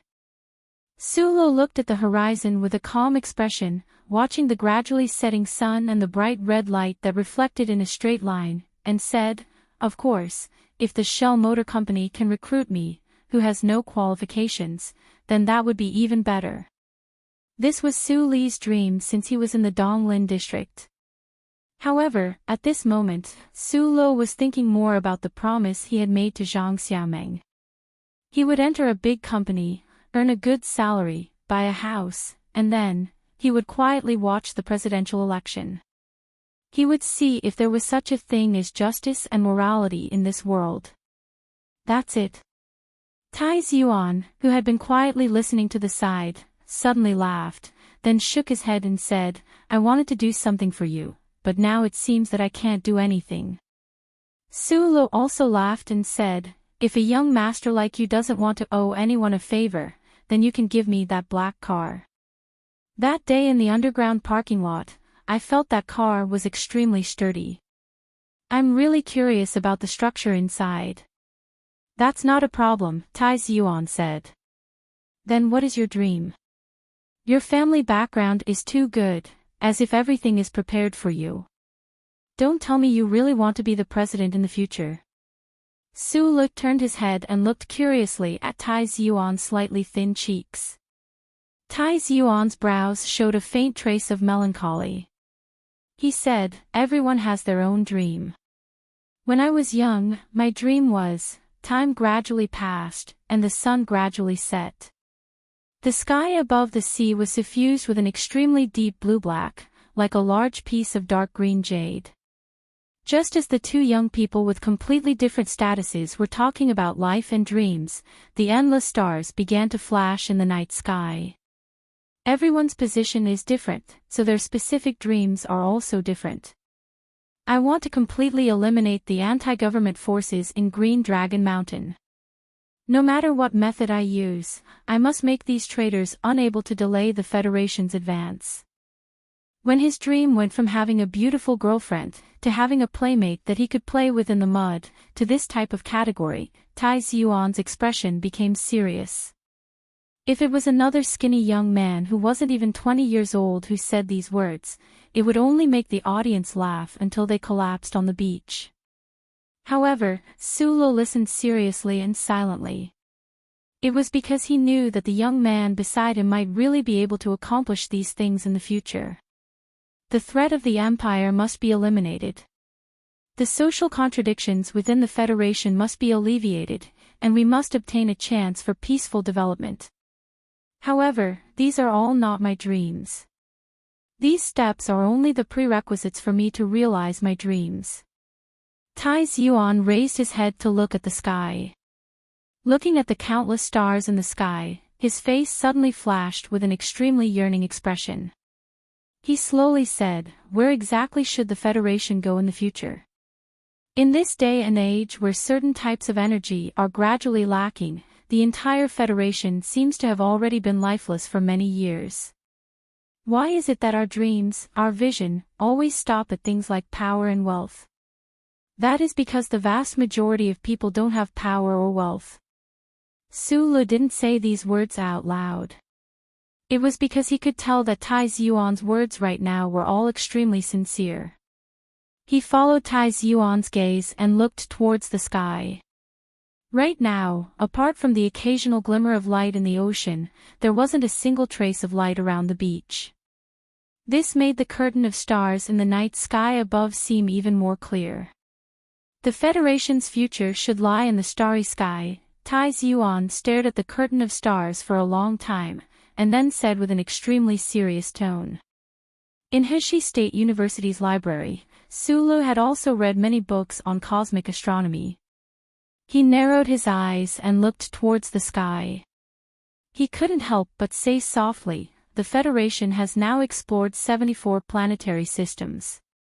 It is said that the Empire has 16 planetary systems. The nearby space has already been completely explored. If we continue to head into the Silver Core, it is not something that current space technology can support. Under the gravitational field, the human body will always appear too weak.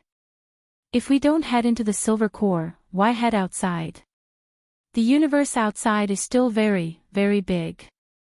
If we say that the war between the Federation and the Empire is because of resources, then in such a big world, why do we have to fight to the death for a fly in the corner of a wall?" A hint of mockery appeared at the corner of Tai Yuan's lips. "And those politicians, families, merchants in the Federation. Even if their desires are bottomless, the universe is big enough to satisfy their ambitions. This is a beautiful idea, but naturally, it is also a very whimsical idea." After a moment of silence, Su said, "If we want to reach other planetary systems, we have to pass through the dark canopy. With our current endurance, we could have done it a long time ago. The problem is that without the star map and the mark of the self-generated space door, none of the exploration spaceships in the early days of the constitutional era could return." On the beach, in the night sky, among the countless stars, there was an area that was strangely devoid of stars. That area was the periphery of the Milky Way where the Federation was located. If humans wanted to go beyond the Milky Way and enter the real outer space, that path was the best choice because no matter which direction they set off from, they would encounter the obstruction of countless stars. However, it was precisely because that area had no mark that it swallowed countless spaceships of the Federation for tens of thousands of years that it was called the Dark Canopy.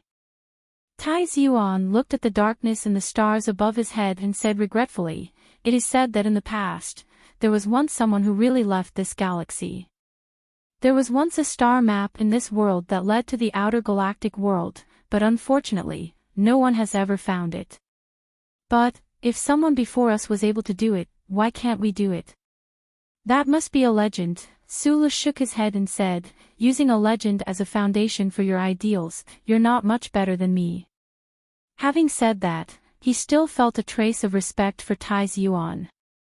Looking at the sky full of stars, he subconsciously stroked the bracelet on his wrist and thought of the words engraved on the bracelet. But it's an ideal after all. I don't want to be like most people in the Federation, sprinkling some salt on their ideals, drying them, and drinking them when they're old. Tai Yuan said. Sulu said with a smile, "Cured meat is indeed not as delicious as smoked meat." "You spilled the beans again." Tai Yuan lowered his head and looked at him with a faint smile. He said, "This is an old saying. Not many people in the Federation know what it means. In an era where you can only eat synthetic meat, no one will use salt, and no one will make smoked meat, unless they often eat wild meat. How can a person who often eats wild meat be an ordinary person?"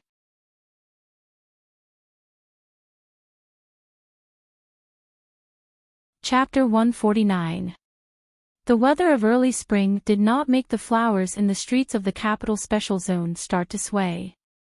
The temperature of 30 degrees north latitude seemed to be still immersed in the memories of winter.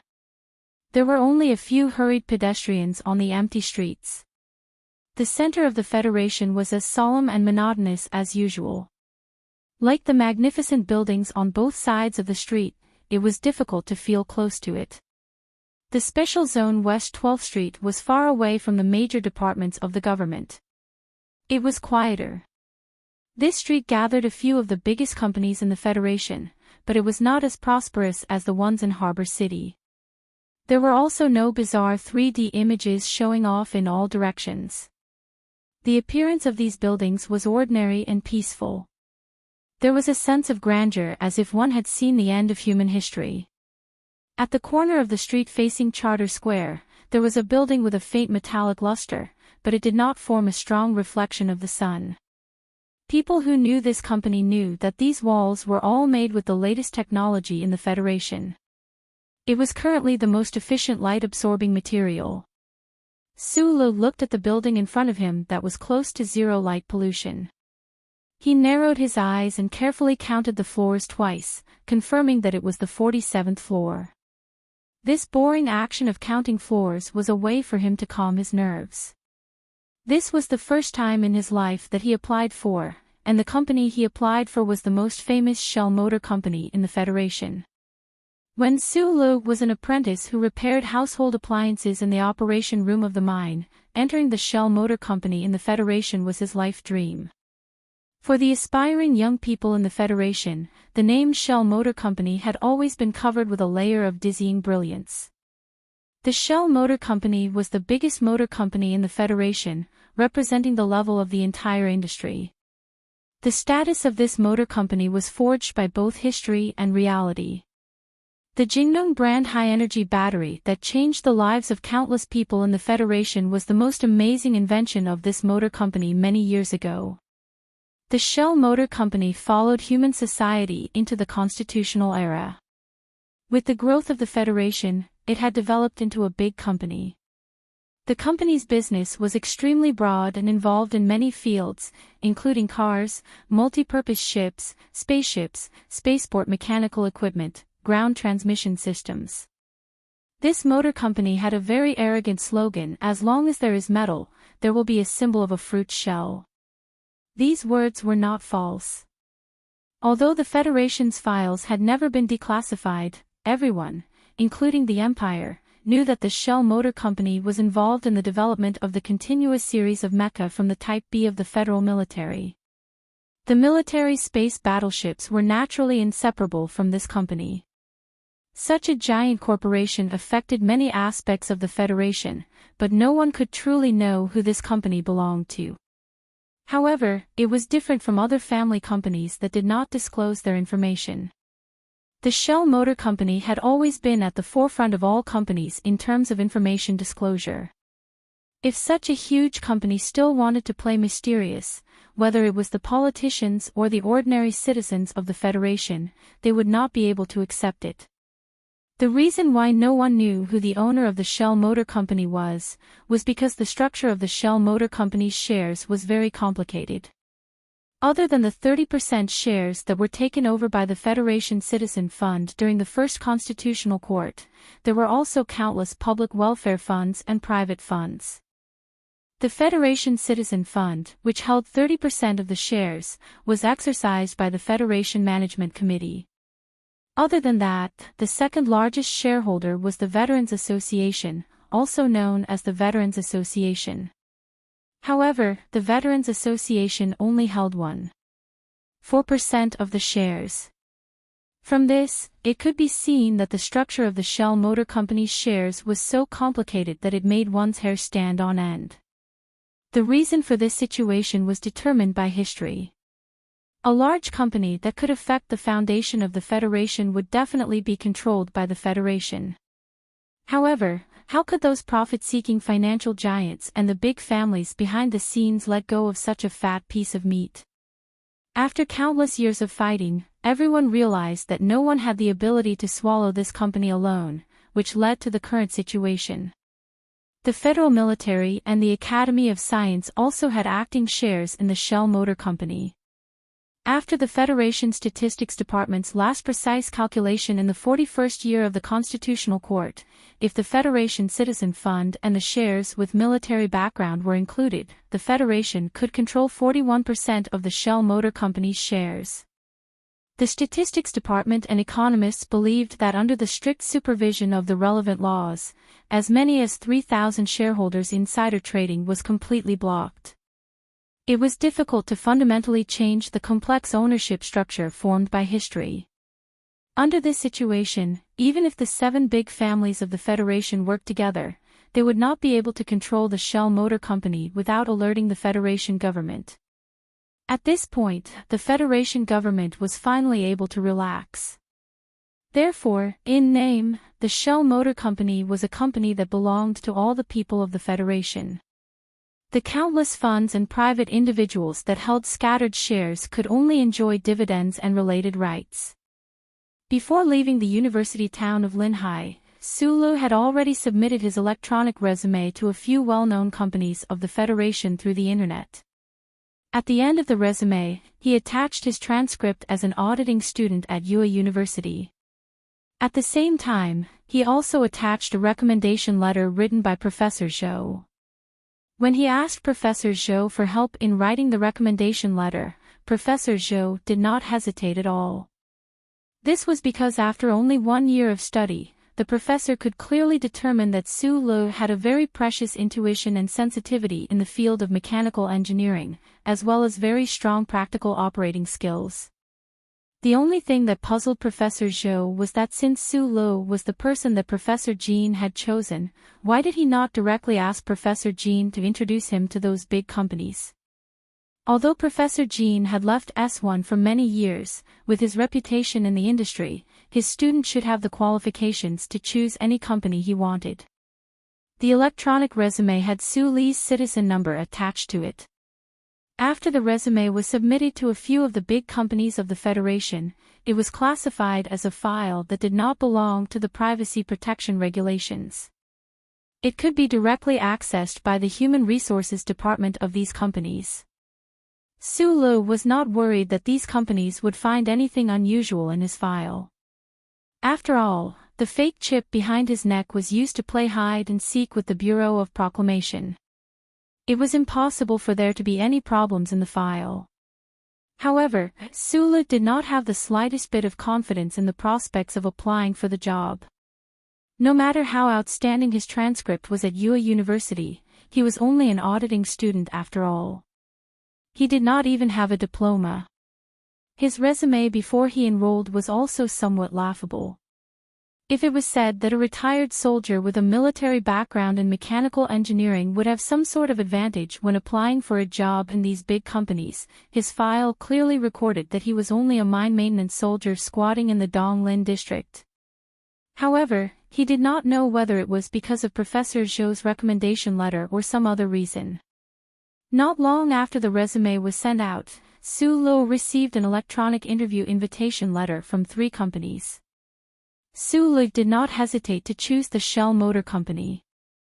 Therefore, at this time, he appeared in the Special Capital District, in front of this building. Where there is metal, there is a shell. Su Lo narrowed his eyes and looked at the row of small words in front of the building, as well as the Shell logo that was deeply engraved into the metal wall at the end of the words. He took a deep breath. The slogan in front of the Shell Motor Company's headquarters was more concise and more powerful than the slogan circulating among the people of the Federation. It seemed to have some sort of magical power. He finally confirmed that there was nothing inappropriate about his clothes and walked into the building. Could it be that Tai Yuan guy helped me? Su Lu smiled bitterly. After the conversation on the beach, he had not seen Tai Yuan again. Although these 2 young people were indeed friends in a sense, after all, the social class gap was too large, so it was impossible for them to contact each other as often as normal friends. Regarding the Linhai State Gymnasium assassination, the Federation government's investigation had come to an end. Originally, whether it was Shi Qinghai or Zhang Xiaomeng, Su Lu would be noticed by the government and invited to tea by the Federation Investigation Bureau. However, because of Su Li's positive role in this incident and the strong suppression of the Tai family, Su Li's role in this incident had been sealed in a secret file. He successfully returned to the life of an ordinary person. Welcome to the Shell Motor Company. A sweet-looking female staff member at the front desk of the building confirmed Su Li's name and citizen ID number. She tapped on the light touch screen and said with a smile, "The interview will be held on the 32nd floor, Section C. I hope everything goes well for you." The service attitude was very good. It did not seem like a giant company owned by the Federation at all. Su Lu was slightly stunned. He suddenly felt that it was ridiculous. It was as if he had returned to the Star Clubhouse and was discussing the service content and price with the lady at the front desk. He blinked hard and smiled at the lady at the front desk with some embarrassment. After taking the high-speed elevator to Section C on the 32nd floor, Su Lu did not line up. He was directly taken to a room by the staff member. This was not a special privilege. The HR department of the Shell Motor Company was conducting a second test. All the applicants had to go through 2 rounds of screening before the actual recruitment test. The first round was to filter their resumes, and the second round was to conduct an interview in the room. The deputy director of the 7th Department of the Shell Motor Company's HR department was a balding middle-aged man. He looked at Su Lu, who had pushed open the door and entered. He then looked at the information and introduction on the light screen. He could not help but frown slightly.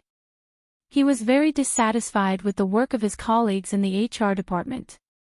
Even though Yue University was the most powerful research institution in the 3 major systems other than the 3rd university, how could an auditing student be qualified for the research work of the Shell Motor Company? Even though he had a professor's recommendation letter and his academic record was not bad, the balding middle-aged man looked at the leader beside him with a questioning gaze.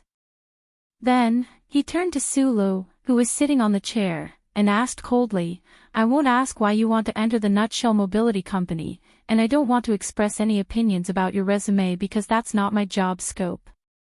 I just want to ask you what you think about the name of our company. Why should our company be called the Shell Motor Company?"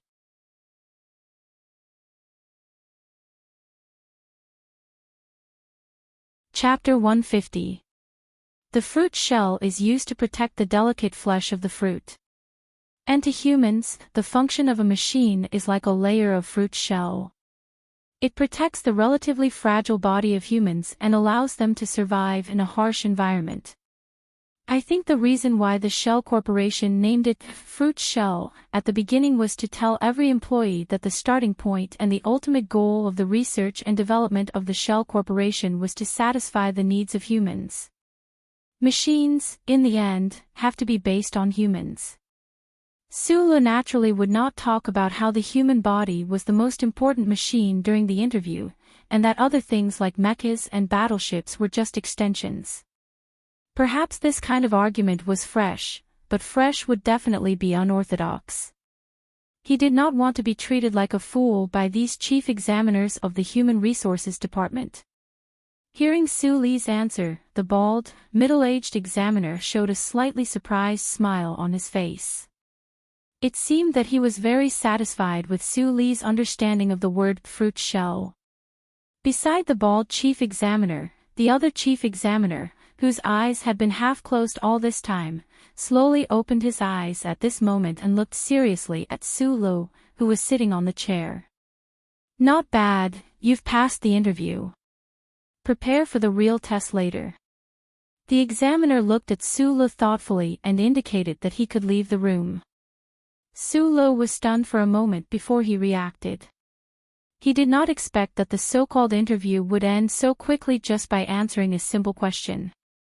After Sulu left the room, the bald examiner respectfully said to the person beside him, "Director, what do you think of this candidate?"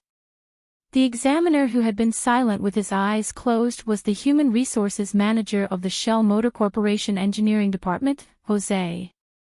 Originally, the recruitment exam in the spring should not have startled a high-ranking human resources manager like him. However, because the engineering department had reached a certain impasse during this period of time, they really needed some fresh blood. Therefore, he specially made a trip back to the Shell Motor Corporation headquarters to listen in on the recruitment. Manager Jose randomly chose a room as if he was gambling on his luck. He did not expect to meet Sulu. The company's culture isn't a secret. If you put in the effort, you should be able to guess the meaning of the shell. In the past, when we were recruiting, the correct answer rate for this question was 4%. Jose expressionlessly opened the screen in front of him and began to examine Su Li's information file. He continued, "However, I am very satisfied with this candidate's answer. Machines should be people-oriented." This was the highest philosophy that the founder of the Shell Motor Company, as well as the countless researchers that came after him, had always carried forward. What a pity, Jose finished reading Su Li's file at the fastest speed possible. He could not help but pat his wrist lightly, and a look of pity appeared on his face. He sighed and said, he was born in the army, and he only studied under old Zhou in Yue University for a year. Looks like this young man has no problems with his comprehension and diligence. It's a pity that he only studied for a year. The Federation's projects are as complicated as the stars. No matter how diligent he is, his basic knowledge is definitely not enough. No matter how strong his practical ability is, he is limited by his background and years of study. It is impossible for him to have satisfactory design potential. Although he said so, this person in the upper echelon of the Shell Motor Company did not immediately remove Su Lo from the list of candidates. There were no ready-made outstanding engineers in the Federation. Even if it was an outstanding student who graduated from the mechanical engineering department of the 3 major military academies, after entering the Shell Motor Company, he would need to undergo several years of training before he could truly become a talent. Although Jose did not have high hopes for Su Lo, he vaguely thought that this retired soldier would be able to give him a surprise in the assessment later. Let's see how he performs first. As long as he can pass the baseline, keep him. After thinking for a while, Jose told the bald examiner beside him, if he doesn't pass, remember to leave his contact information. Then, persuade him to return to Yue University and study under the professors there for another 2 years. The company will wait for the day when he is truly outstanding. The bald examiner was slightly stunned, but he agreed. He could not help but sigh at the luck of the candidate called Su Lo. Supervisor Jose, on the other hand, was only thinking that today's exam questions were personally set by those fellows from the engineering department. Out of the 100 or so applicants from various universities outside, perhaps only a dozen or so truly outstanding people would be able to pass the baseline, not to mention that young man who had only sat in for a year at UA University. The selection of resumes was the first round, and the interview was the second round. All the confident graduates from the Federation had submitted tens of thousands of resumes to the Shell Motor Company. After these 2 rounds, there were only a little more than 100 candidates left. Su-Lug did not know about the recruitment process of the Shell Motor Company. He only felt that it was a little strange. Why did the interview end so quickly? In fact, this was because the person in charge of human resources from the engineering department was present in his room. Naturally, the decision was made faster. The examiners from the Human Resources Department in the other rooms had done all the necessary procedures and made the candidates answer 17 questions consecutively. Walking out of the room, Su-Lo was led to the resting area by the staff. He waited alone in the empty resting area for the next round of the exam to begin. He waited for a long time, but no one else came. Only then did he realize that he was the only exception in this round of the interview. It ended faster than anyone else. There was no one around, and there was nothing to do. Su-Lo sat on the metal chair by the window. He picked up a copy of the Shell Motor Company's internal technical journal from the small table beside him and began to kill time. Who knew that he would be engrossed in reading it? Although these internal technical journals did not involve any particularly high-end confidential technology, the articles published by the engineers of the Shell Motor Company, whether it was the whimsical design ideas, the meticulous logical inference, or the detailed and rich experimental data, all of them made Su-Lug feel a sense of familiarity and aroused a strong interest in him. Once he was engrossed, he did not know how much time had passed. When he was awakened by the discussions around him, it was almost noon. The resting area was already filled with candidates who had passed the second round of interviews. Those who dared to confidently submit their resumes to the Shell Motor Company were mostly fresh graduates from the 3 major military academies. There were also a few students from the Capital University's Fine Arts Department.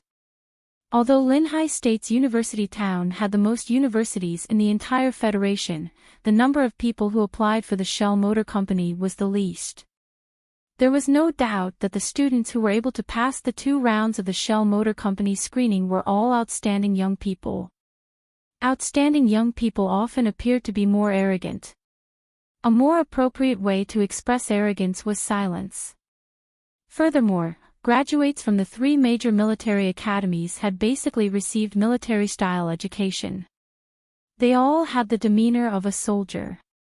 Therefore, even though the resting area was filled with more than 100 people, it was still very quiet. The sounds of discussion were not too loud. After the candidates had all arrived, it was time for lunch. Sitting at the dining table of the Shell Motor Company's headquarters, the silence was gradually broken. Perhaps it was because the candidates found out that the Shell Motor Company's working lunch was so sumptuous. They were in a good mood and had more beautiful imaginations about their future prospects. Therefore, in groups of 3 to 5, they began to gossip and express their worries about the official examination in the afternoon. Su-Lo occasionally spoke a few words with the people at the same table. Most of the time, he was still silent. However, on his plain and simple face, there was always a friendly smile, so no one expressed dissatisfaction with his silence. Because the Shell Motor Company belonged to the military, if graduates from the 3 major military academies were able to enter the Shell Motor Company, it was equivalent to entering the military's research institute. They could still count their military service, which was another form of military service. These outstanding graduates who were determined to enter the Shell Motor Company were divided into 3 groups according to the 3 major military academies. Su-Lug happened to be in the group of the 1st Military Academy. After listening to the gossip for a long time, he suddenly asked, it seems like there are no graduates from the Westwoods Military Academy.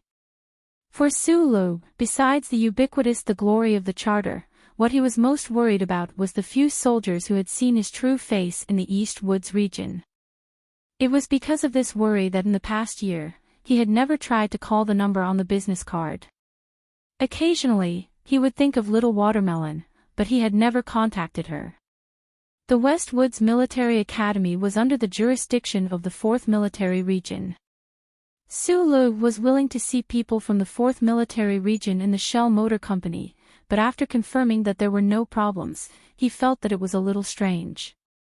After graduating from the Westwoods Military Academy, most of the students will enter the Ancient Clock Company. After all, that company's headquarters is in the Westwoods region, said a serious-looking graduate from the 1st Military Academy. After saying thank you, Sulu fell silent again. He quietly listened to the young people at the table exchange their experiences in school and interviews. At the same time, he guessed whether the formal assessment in the afternoon would be more focused on design or practice. "You look young. Which university did you graduate from?" a person beside him suddenly asked. "UA University, but I didn't get a diploma." "I was an auditing student," Sulu replied. "Auditing student? How many years have you studied?" "More than a year." As soon as he said this, the whole table fell silent. It was not unusual for a graduate from UA University to enter the Shell Motor Company, but how could an auditing student who had only studied for a little more than a year be so thick-skinned as to participate in the recruitment of Nutshell? The graduate from the 1st Military Academy frowned and glanced at Sulu. He was very puzzled as to how Sulu had passed the first 2 rounds of the assessment. Today, this cafeteria was specially opened for the examinees. The sound of discussion gradually filled the cafeteria. An auditing student from UA University had entered the final round of the examination. This fact made all the examinees feel that it was inconceivable. Apart from that, the outstanding graduates of the 3 major military academies felt a trace of shame. Yes, it was a humiliation. No one would humiliate Sulu in front of his face, but the silence and cold gazes had already expressed their disdain and contempt. Sulu seemed to be unaware of it. He smiled slightly and didn't care at all. He left the table and walked towards the door. At the door, another young man who had just left the table happened to walk side by side with Sulu. That young man looked at Sulu thoughtfully and asked, "May I ask, what were you doing before you entered UA University?" "After I left the army, I went to Lin High." Mechanic Officer Wei Pei-shing. "No, I was a squatting soldier." Sulu replied with a smile, but his feelings were somewhat complicated. This was because he recognized this young man beside him. He knew that this young man was the most outstanding student from the 1st Military Academy. However, he didn't understand why this young man didn't join the army directly, but instead came to Nutshell to apply. "My name is Shou. I have a feeling that this afternoon's assessment shouldn't be a big problem for you." That young man smiled and extended his hand towards Sulu. Sulu shook his hand. He really wanted to tell the other that he knew him, and that they had once had a fierce fight in the mecha combat room.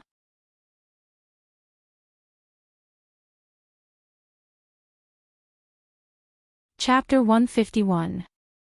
Scammer. What do you think is wrong with this world? We worked so hard under the whip of the demonic instructor for 4.5 years, while others only need to serve 1.5 years of military service, then attend some bullshit university for another 1.5 years, and then sit in for the exam with us. He's probably good at fixing electrical appliances. Even the 37 cross-sectional diagrams of a mecha's central chip could turn that kid into an idiot. Zhou Yu quietly looked at Su Li's back as he disappeared into the corridor.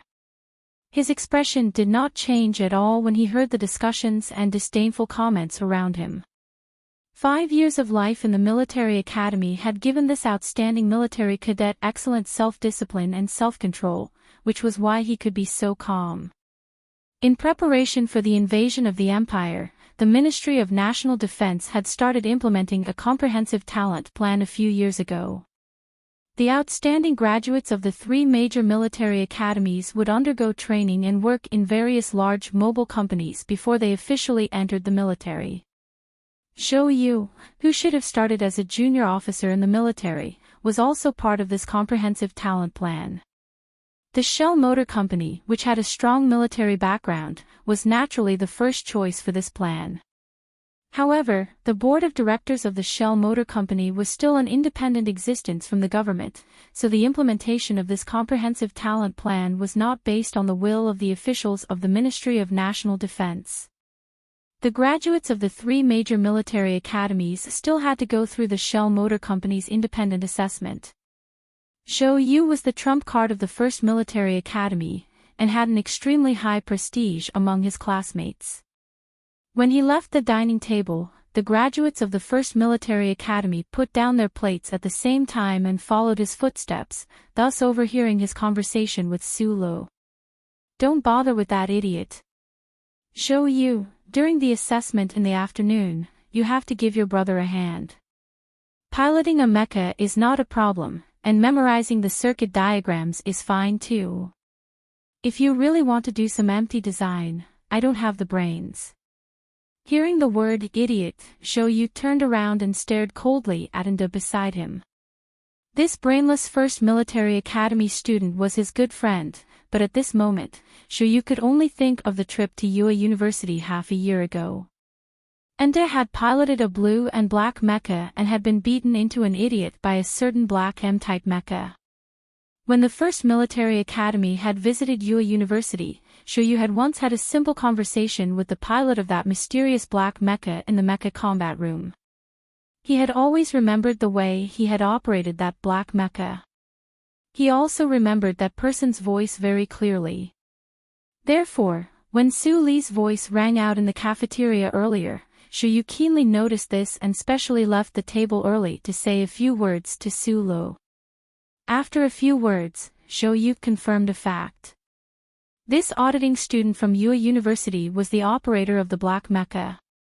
"If I were you, I wouldn't be too arrogant in front of that Su Lu guy. Otherwise, you'll have to dig a hole and hide in it in the future." Zhou Yu stared into Anda's eyes and said, "Don't say I didn't warn you. During your internship, you also went to the basement of the Shell Motor Company. You know that it's all alloy down there. I'm just worried that you won't be able to dig it up."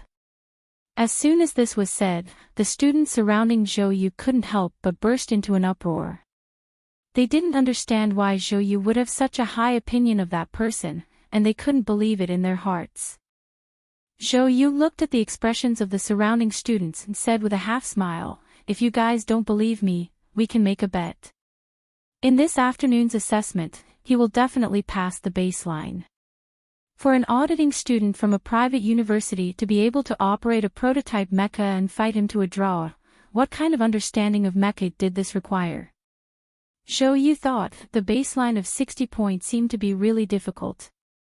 Su Lu narrowed his eyes and looked at the questions on the holographic screen in front of him. His fingers subconsciously drew together and turned slightly, as if he was transferring a primitive cross-shaped tool knife. Every time he was in some kind of difficult situation, he would always do this subconscious action. There weren't many questions on the holographic screen, only 3 pages in total. Su Lu started from the first question, and by the time he reached the 4th question, he had already started to feel the difficulty. Just as the HR manager of the Shell Motor Corporation engineering department had predicted, Su Lu, who had only been an auditing student at Yue University for a year and had memorized all the previous M37 series mecha blueprints in Section H of the library, had never received a proper academy education, so he was very unfamiliar with these systematic knowledge questions. The Shell Motor Corporation was a company with a strong military background. Although all the professors of the mobility department acknowledged that the design, manufacturing, and repair of mecha covered most of the fields of machine construction in the entire Federation society, the scope of the recruitment exam couldn't be entirely limited to questions related to mecha. The scope of the subjects covered was very broad. Sulu memorized those formulas very well, and those parameters were also deeply engraved in his mind, impossible to forget. The problem was that Yue University was a private university after all. There was a lot of high-level information from the Federation that he had never come into contact with. The nervousness in Su Li's eyes disappeared, replaced by vigilance and a strong sense of unease. His face also gradually paled, because he had discovered something that made him very uneasy. This blueprint looked somewhat familiar. This was not the blueprint question on the blank piece of paper Jian Shui'er had left in the hospital, but there seemed to be some vague similarities. For the past few days, Sulu had been troubled by the abnormal electrical discharge in his cerebral cortex and the bizarre and variegated images that would appear in his eyes from time to time. Now that he saw the familiar blueprint, his thoughts involuntarily returned to that annoying night. This blueprint should be a blueprint for the power transmission of some kind of large-scale equipment. However, it was different from the blueprint that Jian Shui'er had forgotten in the hospital. It was not a power source, but a more powerful instantaneous energy output device. The question required the examinee to find a few mistakes in the blueprint and make changes based on their own understanding to ensure that the instantaneous energy output of the device was stabilized within a certain power range. Su Lu had no idea what this device was. He could only guess the nature of this device based on the data given in the question. He studied it seriously for a long time, and vaguely grasped some sort of clue. The key to this question should be at the bottom left of the blueprint, where the control of the maximum lateral G value of the electron jet was. However, the problem was, although he knew how the electron jet worked, he had never seen the actual thing, not even a three-dimensional analysis diagram. He silently stared at the blueprint on the holographic screen. His face became paler and paler, and a drop of cold sweat began to seep out of his forehead. In the recruitment exam meeting room, there was a sense of disappointment. It seemed that the outstanding students of the third college did not have much confidence in such a complicated question. Some students even consciously began to leave the exam hall. Su Lu continued to stare at the holographic screen in silence. His fingers gently rubbed together, and his eyes gradually narrowed. The students who gradually left the exam hall, as well as the staff of the motor vehicle company, gradually noticed the pale-faced young man at the back.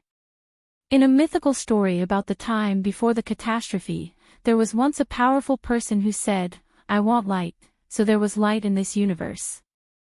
The silent Sulu stared at the blueprint on the holographic screen and silently said in his heart, "I want the three-dimensional analysis diagram of the electron jet."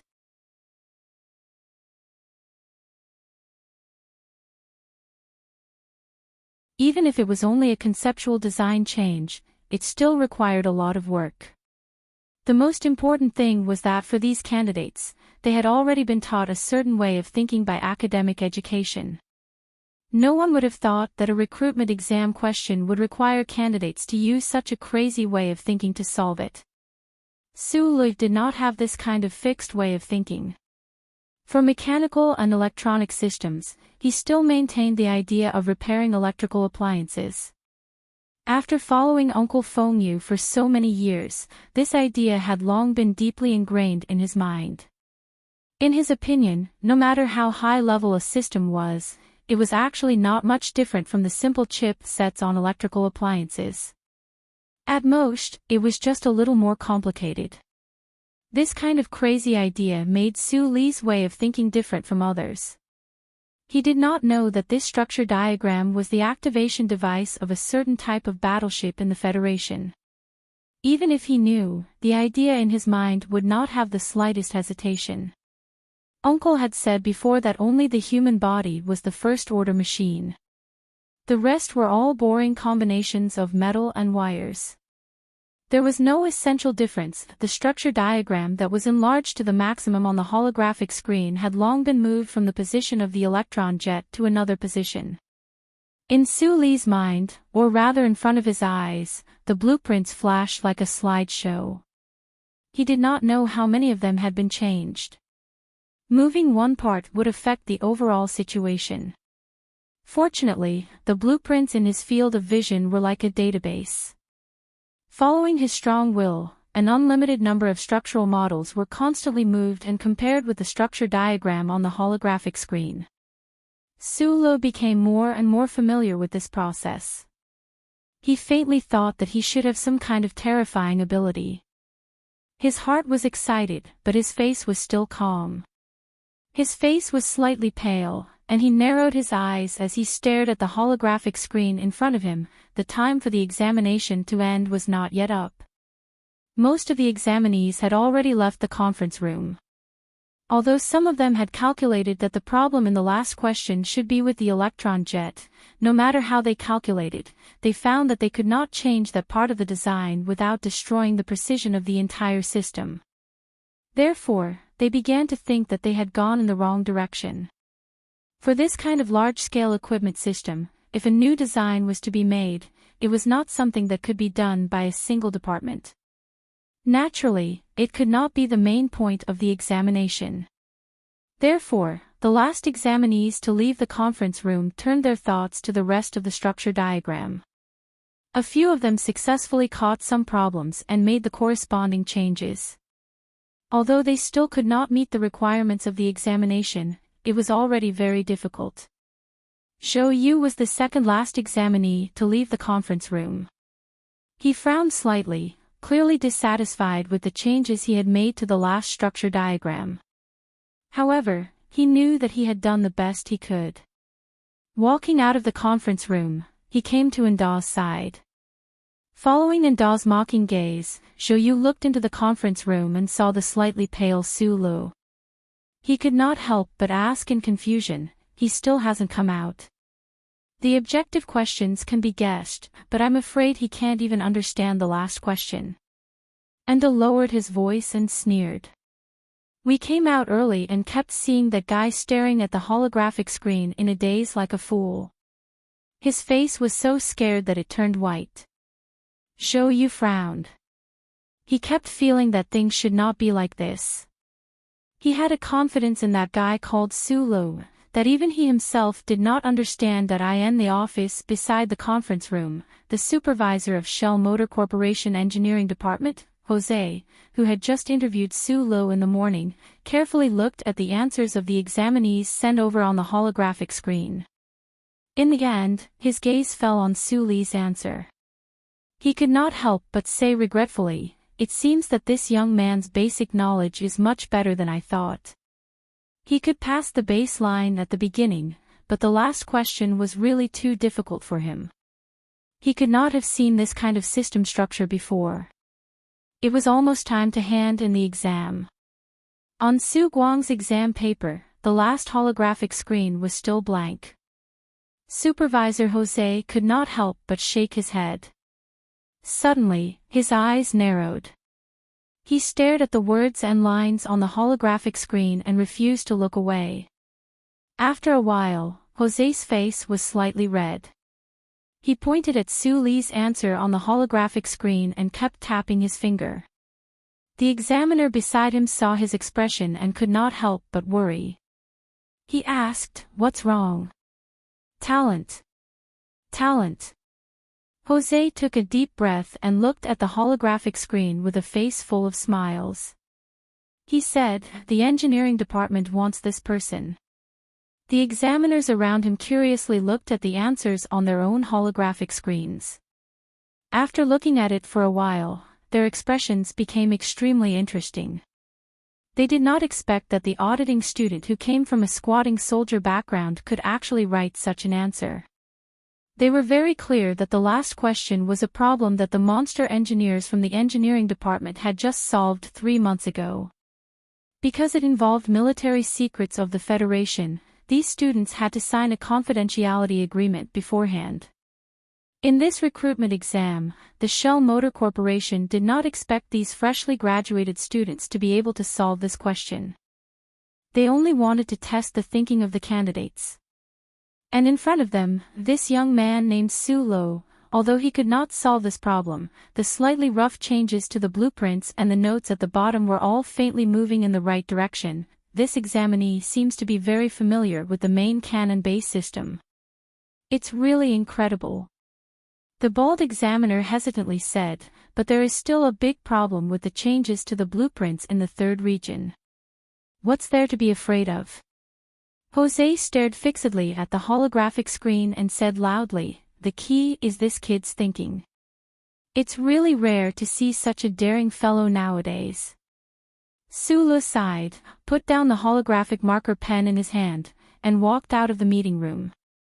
As the end of the exam approached, he finally wrote down the design changes that he had compared and tested many times in his mind onto the holographic screen. The problem was that he still found many problems. Most importantly, in this short period of time, he could only make some vague changes to the concept, but he was still thousands of miles away from the requirements of the question. How do you feel about the last question? Outside the meeting room, Shuyu looked at him and asked with a smile. Previously, when he saw Su Lu start writing at the end, he had already vaguely guessed something. It's too difficult, I can't finish it at all. Although Su Lu did not know that the other had already recognized him, from the start of the mecha battle, he had a good impression of this first Academy's A student. He answered honestly, this kind of design change to a major system is not something I can handle. Even without the need for experimental data, just the design change alone will take at least a few months.